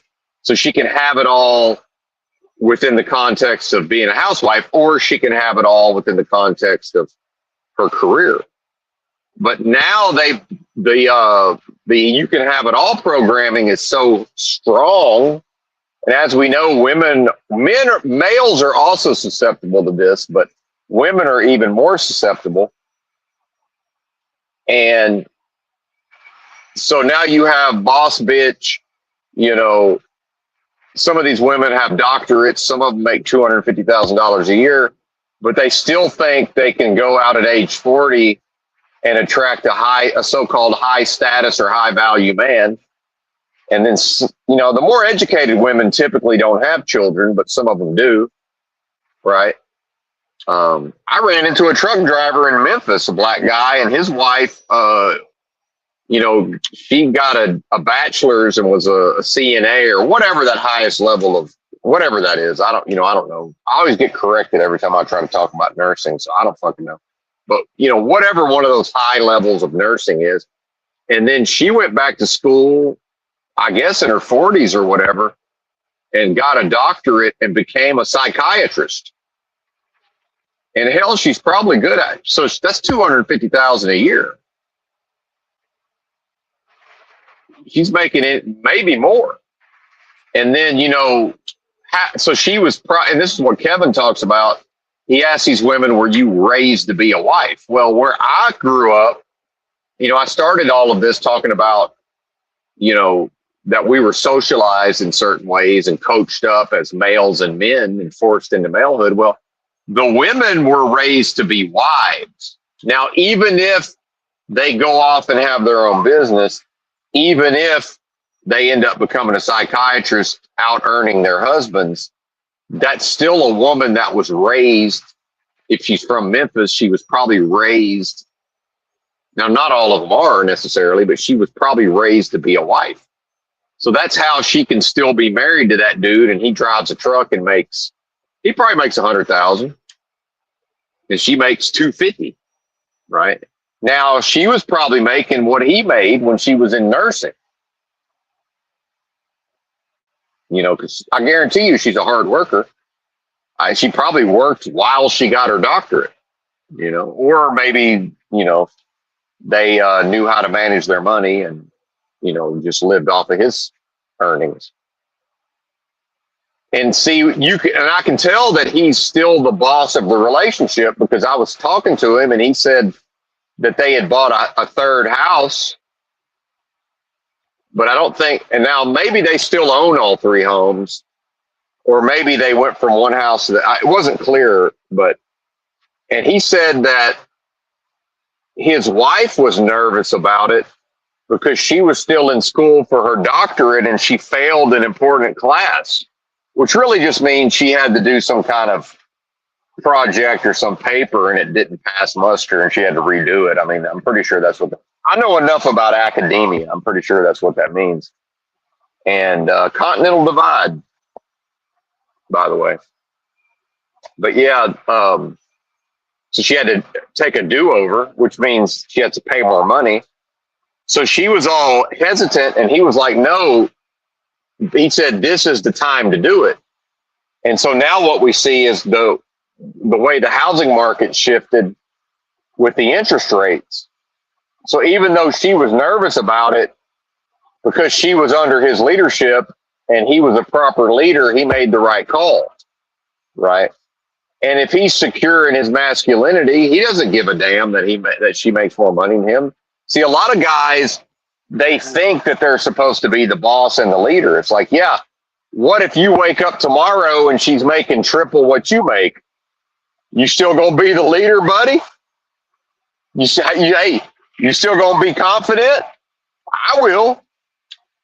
I'll be confident. Will you? I'm not threatened by that. Why would I be? But again, I'm the one who could have stayed in the truck all day. I'm not the guy who's trying to be in the house driving the kids around and, she wears the pants and all I care about is playing video games, right? If I'm actually a man, so I'm out here choosing to do something I don't even have to do. And part of that is I was raised a certain type of way to be a certain type of man. Just like this guy's wife was raised to be a wife. And that, that's in her. That was, that's a bell that can't be unrung. So now you've got these women who weren't raised to be wives. And even if they had a father in the home, he was probably weak or he was a stepfather. Same thing, by the way. Same animal.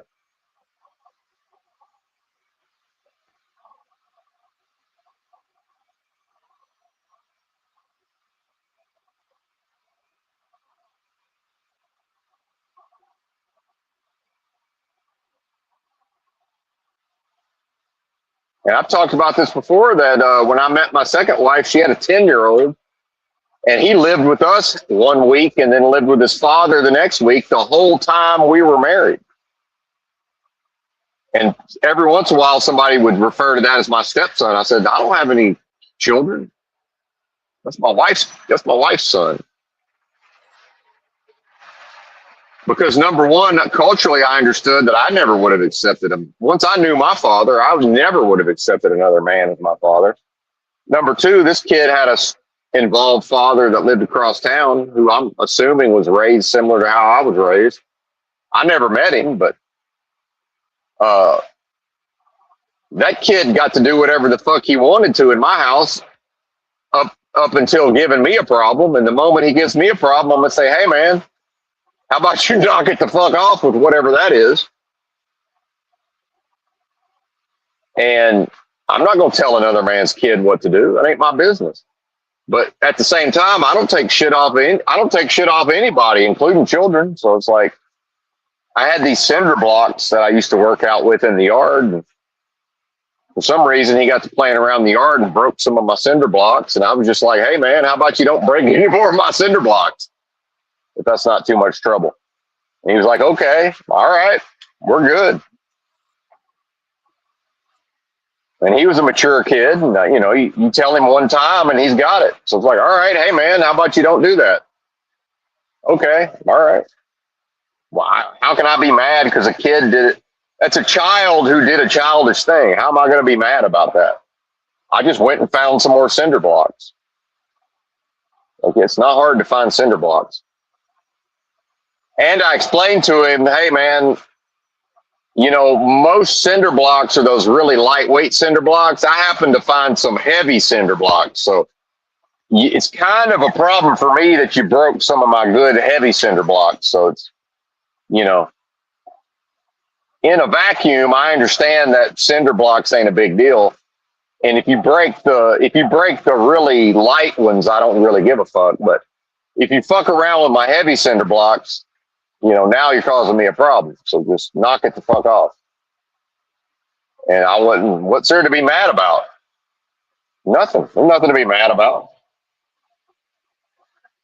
And I don't need to read into it. Oh, well, maybe he was mad at you or this. Who cares? I don't give a fuck. As long as I've got cinder blocks when I want to go out there and work out, it's not my problem if he's mad about something.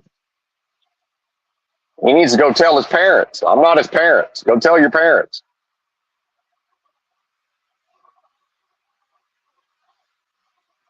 I'm not involved. And some of this, a lot of the problems that people create for themselves that I've observed is just not being able to mind their own business. It's none of my fucking business what that kid did, even in my own house. It's like, yeah, just here's the rules. Don't break the rules. Do whatever the fuck you want. I don't give a shit. Why would I care? That's your mama's job to make sure you ain't in here hurting yourself or others. That ain't my job. But as a grown adult, if I see you doing things that I know are dangerous or foolish, I'm going to have an opinion, but I'm not involved. Leave me alone. Thank you. And I figured out being homeless, a lot of the problems I ran into in the homeless community was just people hadn't figured out yet, hey, you see that guy, just leave him the fuck alone. If you see that guy and you end up in a confrontation or you end up in a problem with that guy, the solution to that problem is 100% of the time is just leave him the fuck alone and there's not a problem. The vast majority of the time, I just want to be left the fuck alone. And so a woman, to be in a relationship with me, she has to accept that the solution to a lot of the potential problems is, hey, lady, you're going to have to leave me the fuck alone. And that applies to all women. It happened with my mom when we had COVID. All three of us had it, and I had a broken foot. So I ran to mommy because I didn't have nowhere to go. And I said, well, shit, I'll go hang out at my mom's house till I figure out if I'm going to have surgery on this thing or not. And then we all got COVID. And next thing you know, everybody's on their deathbed, potentially. And she got all hysterical and decided that I'm her son. Like, I get it. She's being nurturing, but I'm also a grown-ass man. And she got all worried because and she's a worrier. She got all worried because I wasn't eating anything. Well, meanwhile, what do the animals do when they get sick or injured? They don't fucking eat. They stop eating. And, she got all up in crawled all up in my ass about me not eating. And I just let it go the first time. And she sat next day it starts happening again. I said, listen, I don't know what's wrong with you. You're going to have to just leave me the fuck alone. And I said it just like that. I said, listen, you're going to have to just leave me the fuck alone. Thank you. And I ain't mad at you, but knock it the fuck off. And I said it just like that. And she accepted it. But what else is she going to do? Now, what I'm seeing is a lot of these women in the context of a relationship, they can't just accept being told some shit. Hey, lady, You're going to have to leave me alone. For right now, I understand you're feeling some type of way. I don't care. Do you need a hug? Right? Do you need me to stand here and put my arm around you and do the bobblehead? Like, do you need me to, throw you around the bedroom a little bit? Like, I don't know. What do you need from me right now? Can I give you what you need so I can go back to being left the fuck alone? Pretty please and sugar on top. If that's not too much trouble, toots.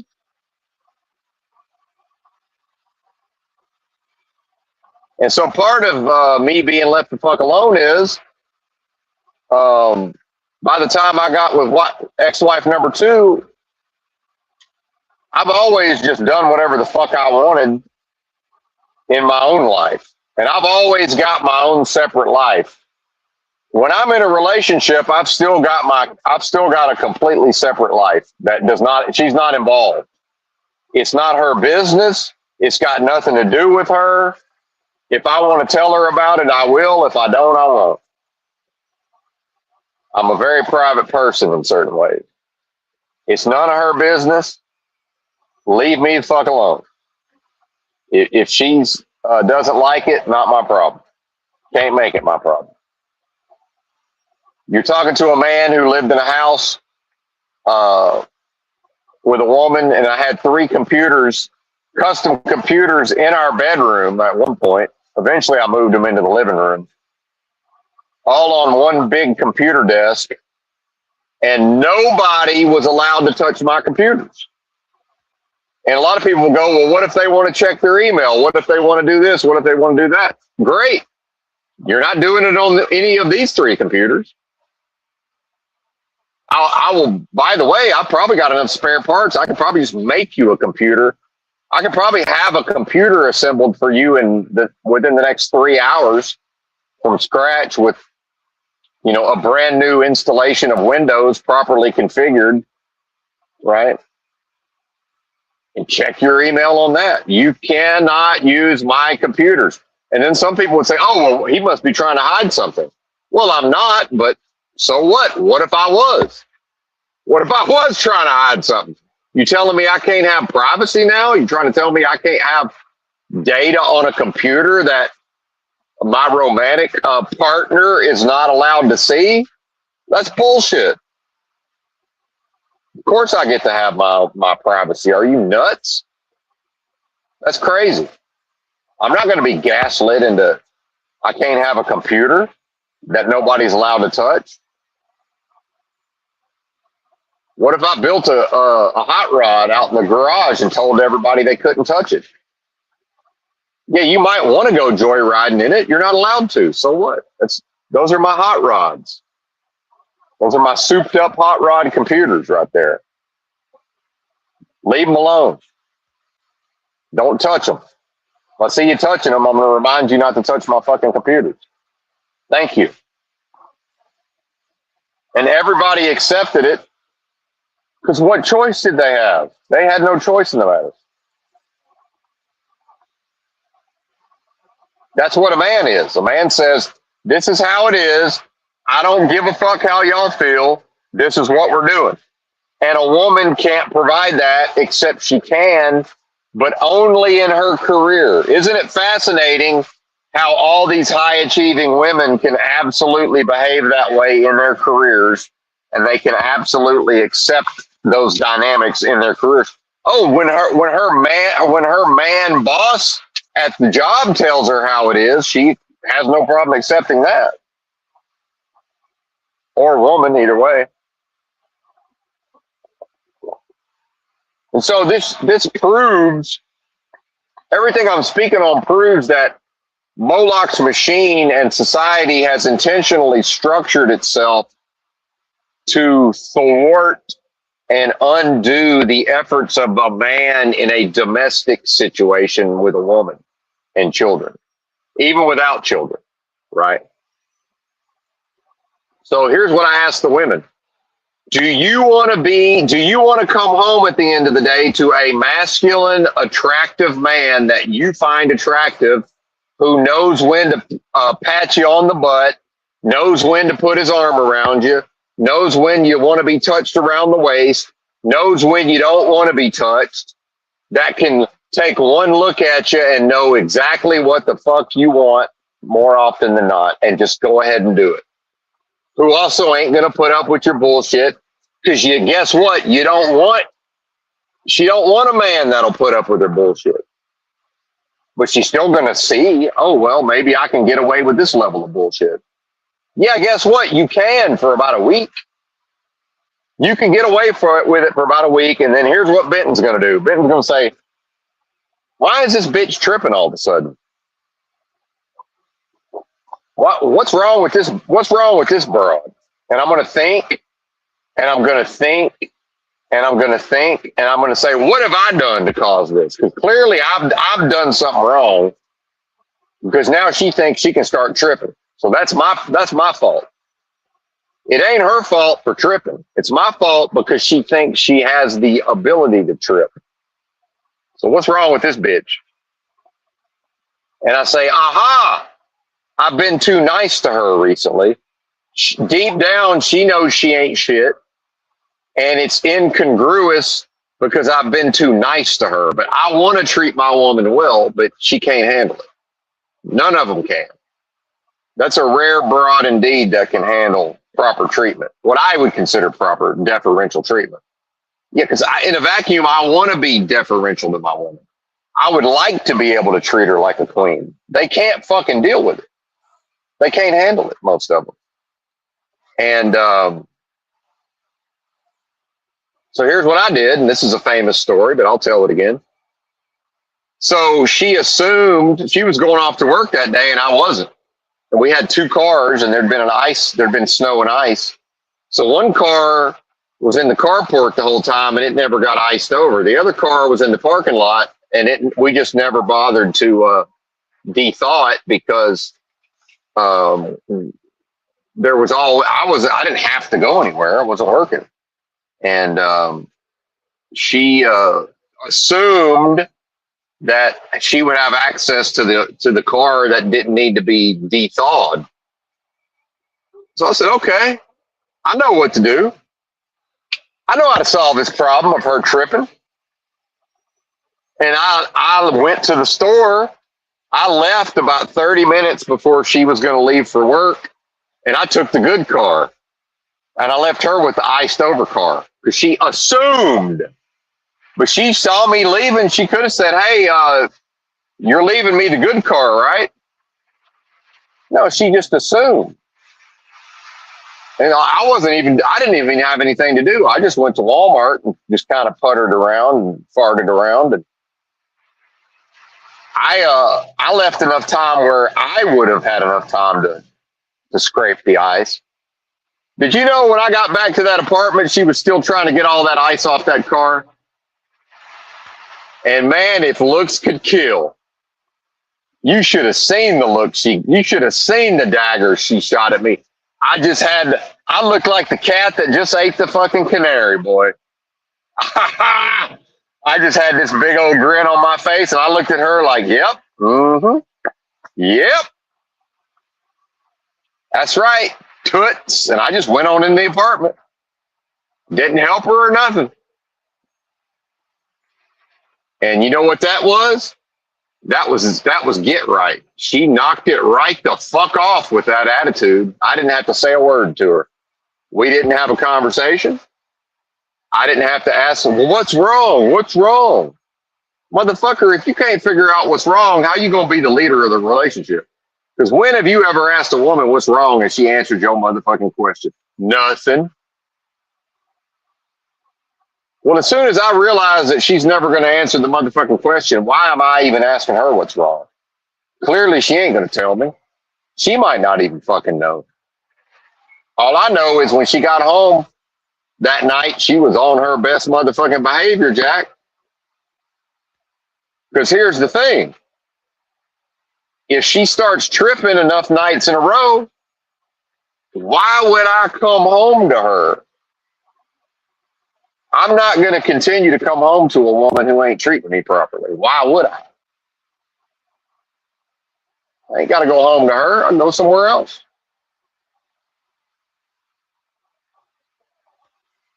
And ultimately, when a woman's in a relationship with a man that she finds very attractive, she knows that other women find him very attractive. And she understands on some level that if he removes himself from the situation, now she's missing out on what she wants to experience. And even worse, some other woman might be experiencing it. And the competition kicks in. And she's never not competing against other women for me. Same thing. There's always competition for access to her vagina. That never stops. There's always dudes trying to sniff around and undermine and see if they can, drive a wedge between me and her, and maybe they can get a piece. You always got the social circle at work. Oh, not my man. I would never. My man would never. I would never let my man. And some of that attitude rubs off on her, and she comes home to me, and I hear it. I hear that tone in her voice. I say, hey, you can't talk to me like you talk to them women down at your job. I say, I'm your man. Nope. Nip that shit right now. Knock it the fuck off.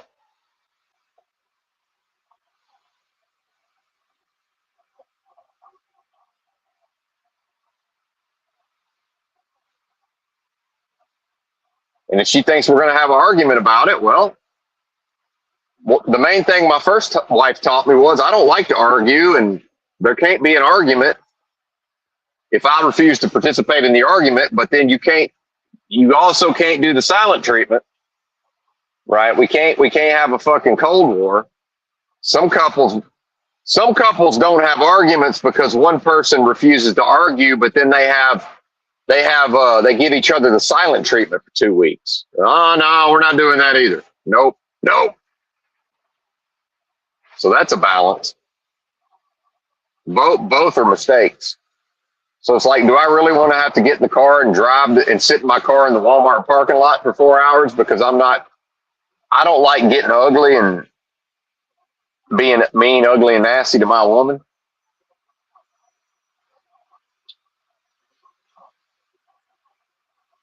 And so I asked them, and not that ladies listen to this, but I'll ask them again, if they want a version of what I'm talking about that they cohabitate with, and it's not her house, it's their house, but it's really his house because a man's home is his castle and he's got the veto, and like it or not, Toots, while I'm living there, it's your house also. It's our house, but I don't live in your house. So when the woman wears the pants, she's got a boyfriend or a husband, but that's her house.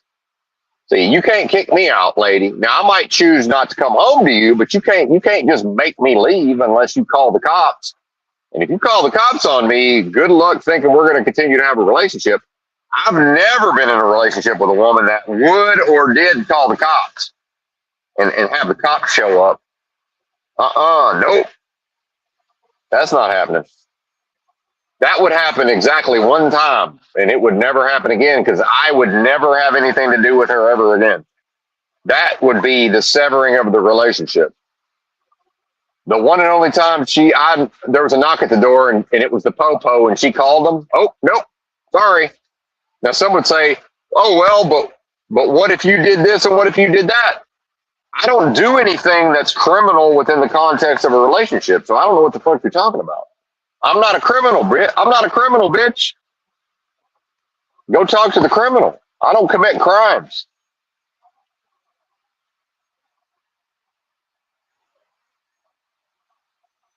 It's not an accident that I made it to the age of 50 without committing a crime. Well, or being convicted of a crime. Let's be serious. But, I have a clean criminal record. This ain't an accident.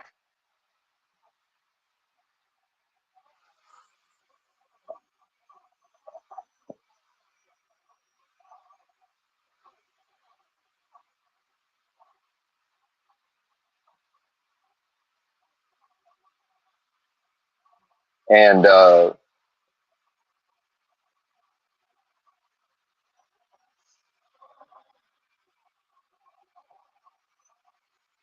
Sorry, I kind of got distracted. I distracted myself with the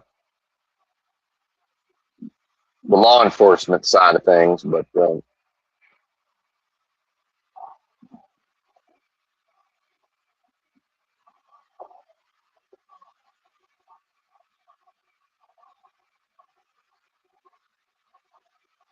ultimately, it's that the women are simply not willing to accept what has to be accepted in order to cohabitate with a man. So, as a man who was the leader of 3 relationships that all involved cohabitation that were successful to varying degrees based on my definition of success, which is the only one that matters, by the way, I haven't changed. So, there were at least 3 women in the past willing to accept whatever they had to accept, because if they chose not to accept it, I would not have came home to them.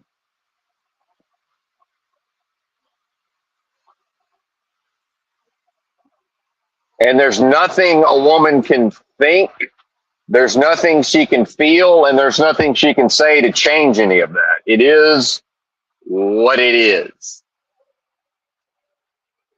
And because I control her access to a relationship with me, it's never not going to be that way. And people can have an opinion, they can mock, they can ridicule. Not my problem. Not my problem. Don't care. And again, I seriously considered becoming a white pimp at a certain, and I'm not even joking. Like, my pimp hand is strong. I could just go pimp some hoes if I wanted to. Believe me. It would not be that difficult for somebody who,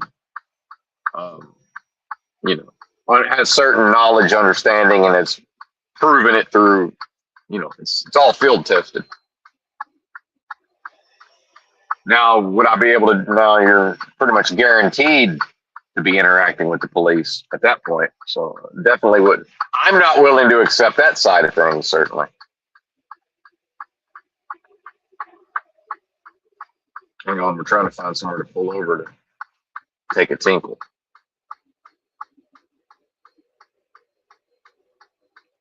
This road's kind of fucked. I don't want to get stuck. I think we'll be all right here. I think we will. I don't know. Yeah, I'm not that brave. I got my drive tires off the pavement, and I got a little feedback that said, yeah, maybe put us back on the pavement there, Bubba. All right, fair enough.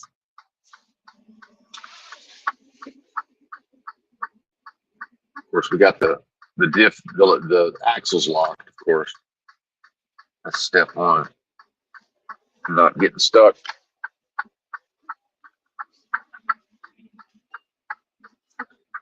I talked to a trucker one time, and he had to get it. He had to call the tow truck because he just pulled over onto the side of the off ramp or whatever, and to do something to the truck real quick, and he got the fucking wrong drive tire on some real slick grass and couldn't get traction. And I didn't, you know, then I just made sure he understood the how to lock the differential. But there's a 0% chance of me doing that. I'm not putting my fucking tire on the slick grass without locking the diff. When you got open diffs and potentially one tire spinning, you know, once that tire can't get traction, it's a motherfucking wrap.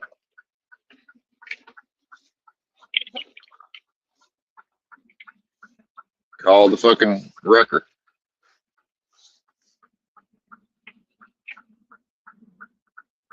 Unless some Billy Badass in his pickup truck wants to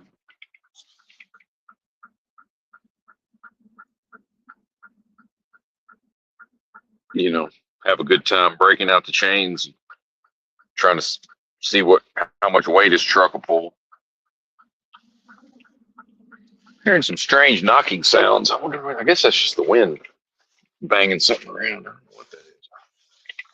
Making me a little paranoid.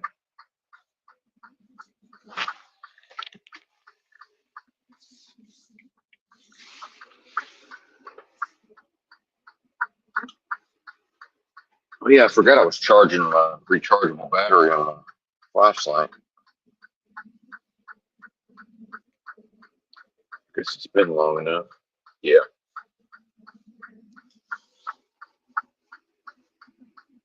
Where's my flashlight? Oh, there it is. Okay.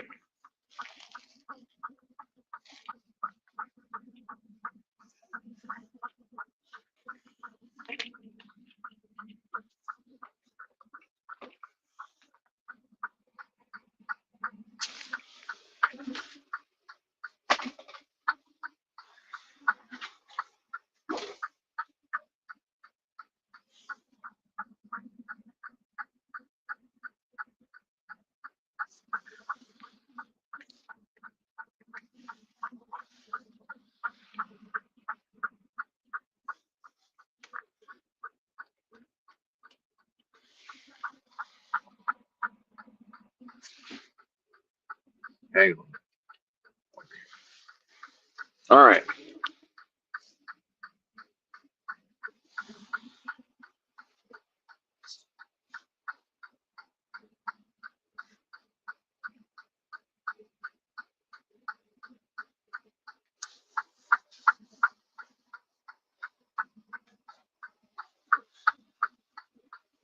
Oh yeah.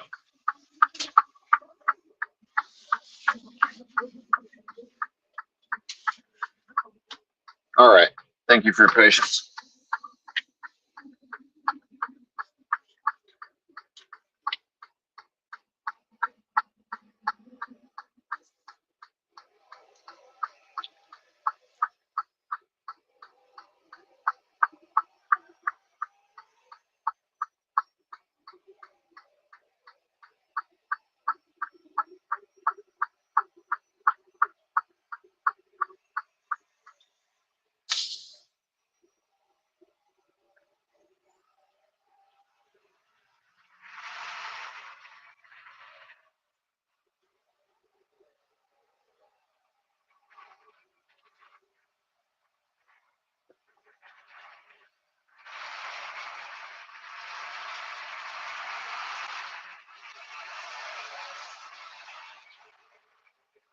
Anyway, I guess I've just about beaten that topic to death for right now.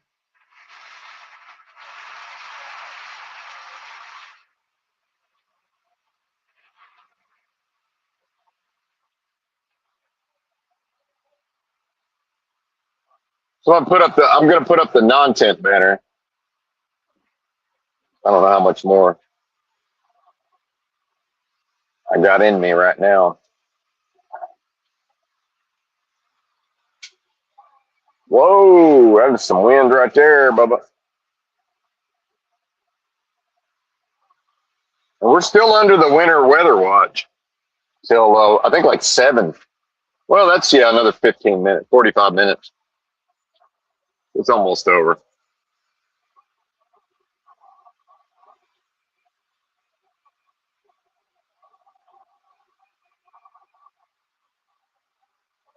I want to talk about Los Angeles. So how many people we got in here? 6. So yeah. I can keep on and on about the relationship stuff, but it's becoming draining.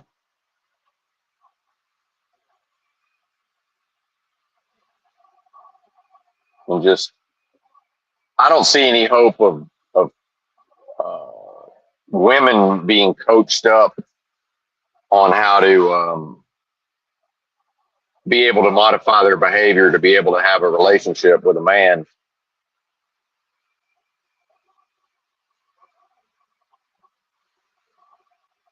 And, we can talk about my deal breakers. That might be fun. And we can talk about, so my 3 relationships did not involve dogs, psych meds or social media.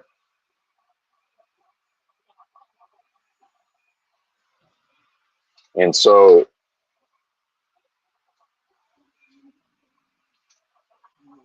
if for some reason I ended up potentially getting married for the third time, uh, which I hope doesn't happen, I truly do, but uh,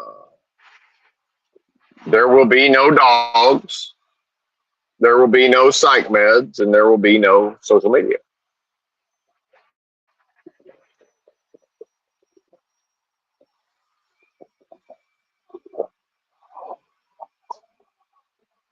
And so that I've just eliminated what, 90% of all women, 75%.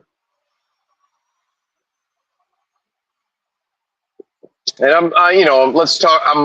I'm only talking about women between the ages of 28 and 35, by the way, approximately 36. Let's say 28 to 36. They say, well, why is that? Well, because I know me, and I know that I'm not going to have any sexual interest in a postmenopausal woman. That's why. And based on the length of my 3 relationships, I have to assume that the next one would last a minimum of 15 years. So if she's 36, add 15 to that, 1. That's menopause, right? So that's why.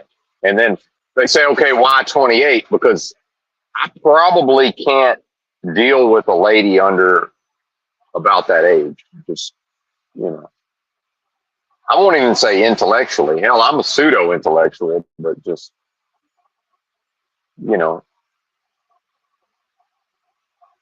I just don't think I'm going to be able to have conversations with a woman much younger than that.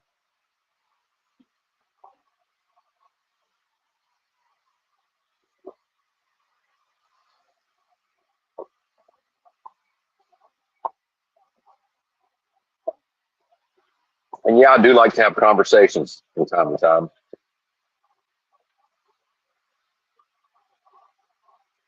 Yeah, 28 to 36.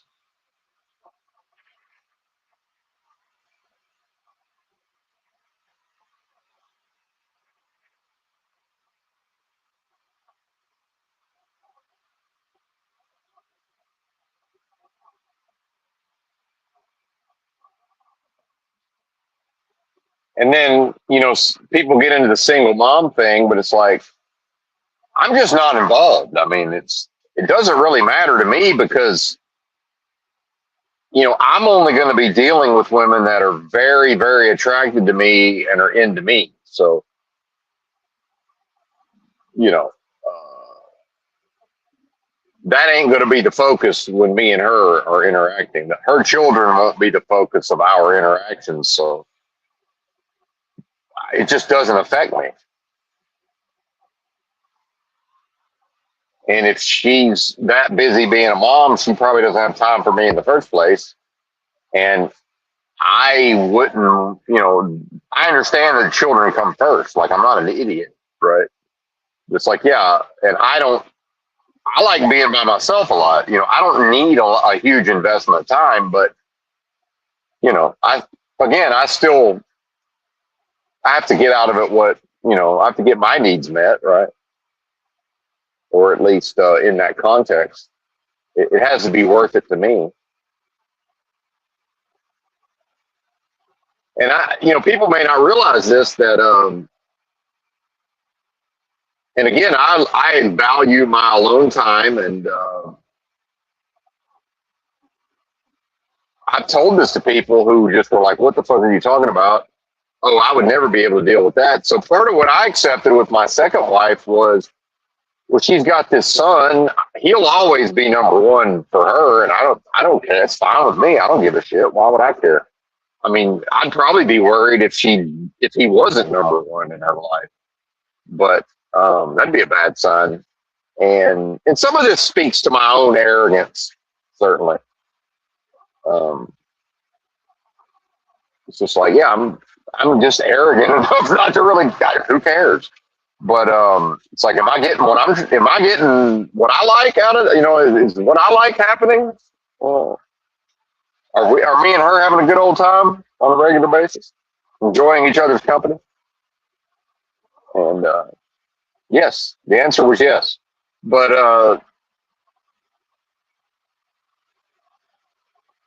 because she had a 10-year-old, and because the father was a proper father and involved in everything, and she would go to his house and sometimes stay the night or stay the weekend. So mom, dad, child in the family home for the weekend. Now, part of that was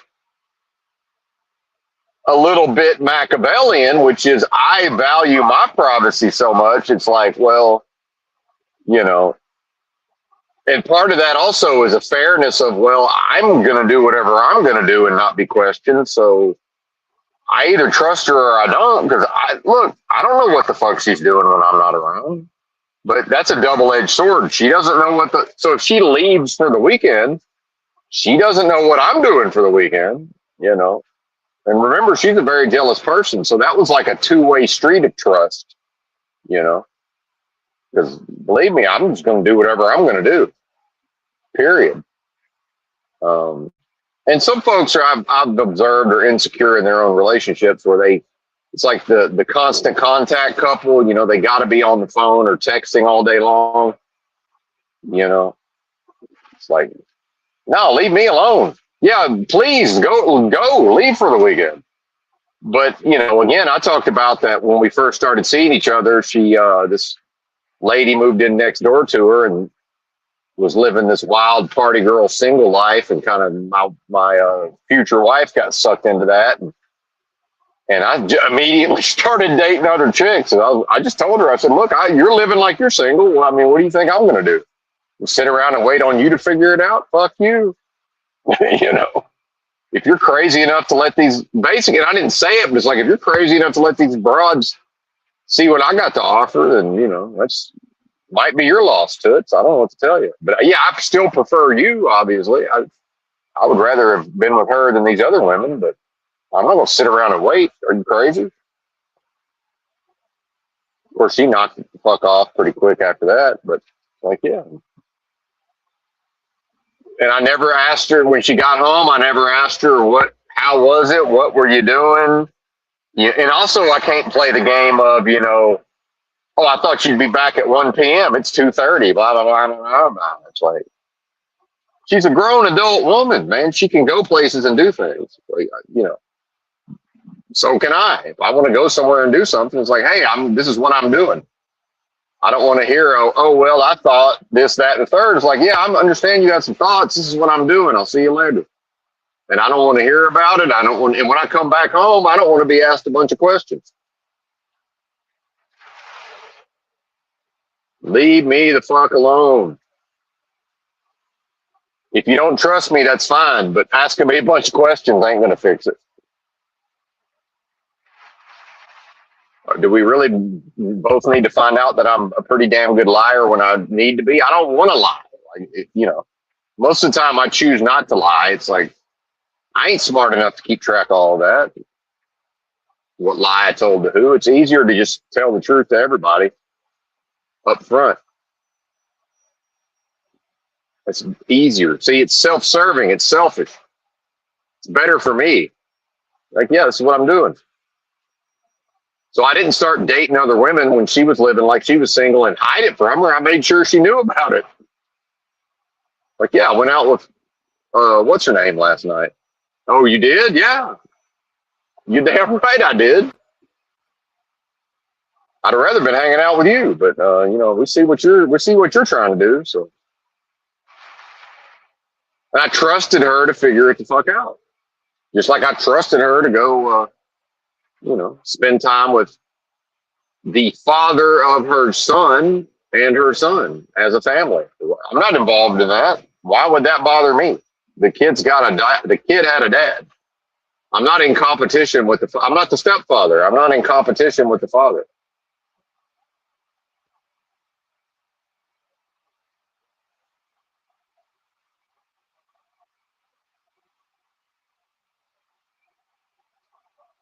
And then people are like, oh, well, what if she cheats? Yeah, that has nothing to do with her going where she goes for the weekend. That can happen at any place at any time. You know, do y'all not understand what a woman is? The planets align and the right situation is there and the right dude's there. Them legs are coming open, baby. That's what a woman is. I hate to break it to you. Yeah, all of them. All of them. And guess what? The planets align and certain things happen and the penis is going in the vagina. That's what a man is. It's just what it is. So how am I going to know that about me? But I'm going to expect her to be any different. All I can do is see the planets starting to align and say, well, I see what this is. I better get the fuck out of Dodge. Right now, I got to be going. I'll see y'all later.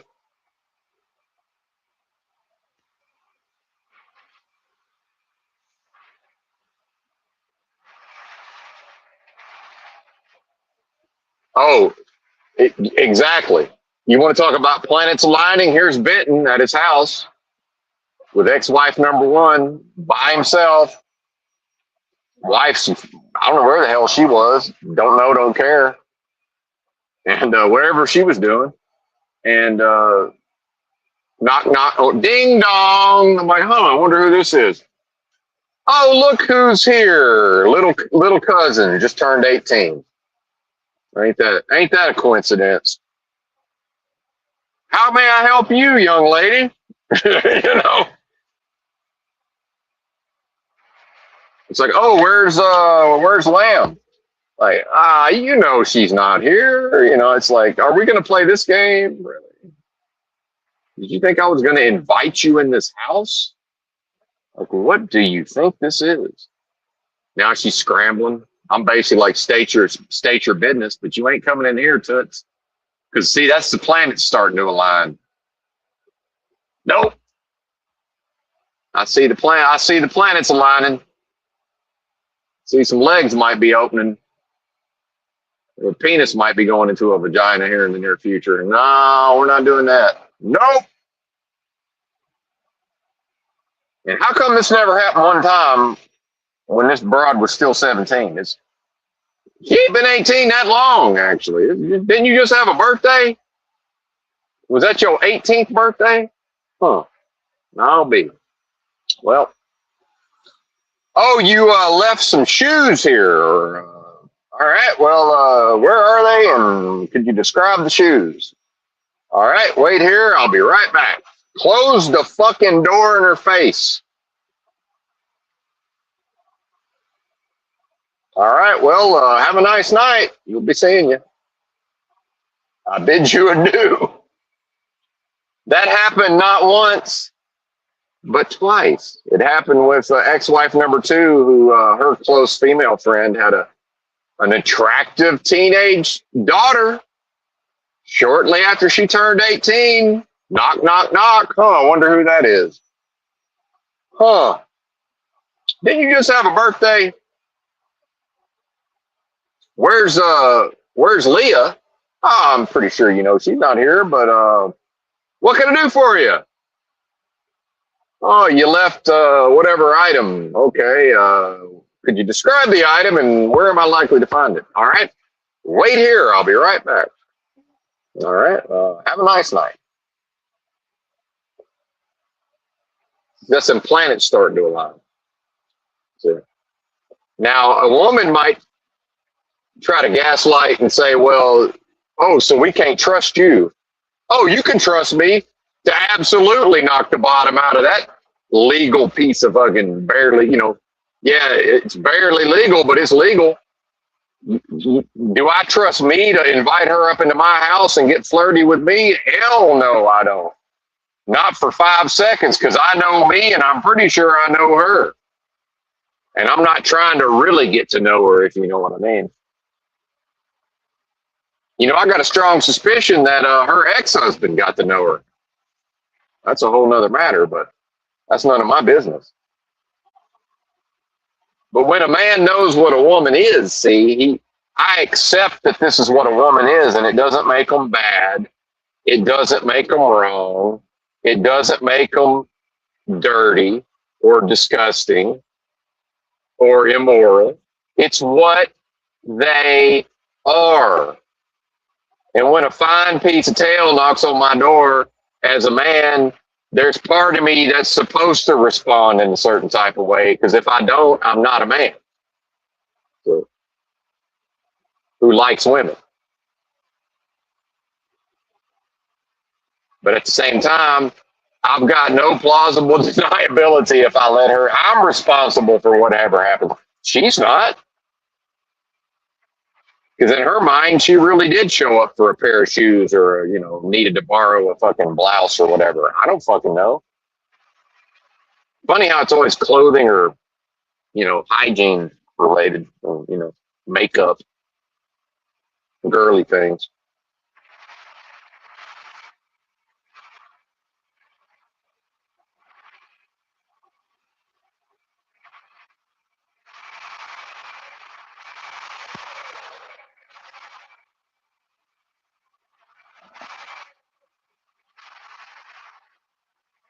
And so that's where I would encourage the males. The more a man can accept, look, it's just what a woman is. When the circumstances when the planets align, her legs are going to open, man, and that's just what a woman is. And when the planets align, your dick's going to get hard and it's going to go into the vagina. That's just what's going to happen. It's how we all got here, by the way. Raise your hand if you attest to, baby.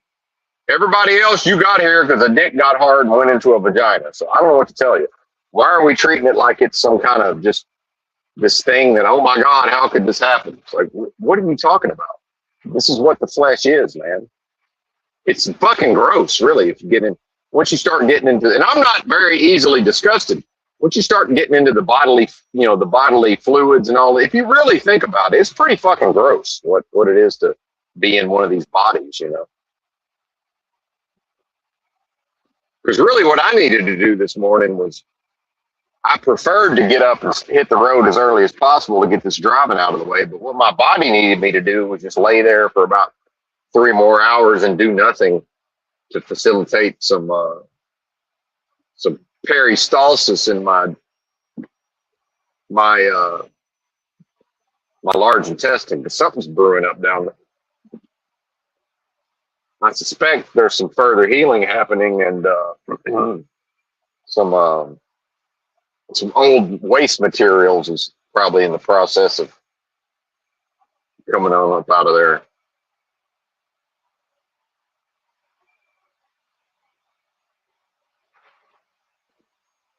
Why did people invent toilets in the first place? It's to limit being exposed to just how disgusting it is to be a person. That's why. It's fucking disgusting. And again, I'm not easily disgusted. I'm pretty far on the other side of it. Takes a lot to gross me out, at least, with stuff like that.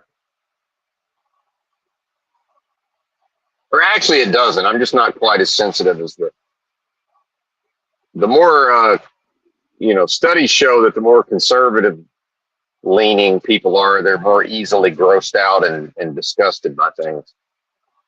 So within that context, I'm just not as easily disgusted for whatever reason. But being a person's fucking gross, man. It really is.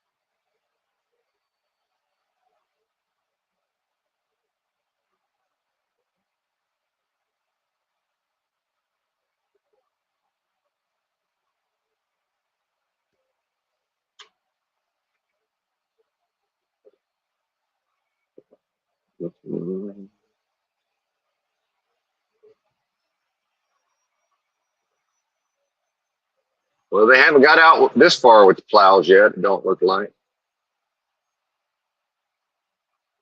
Or maybe they did and then it snowed again. That's probably what happened.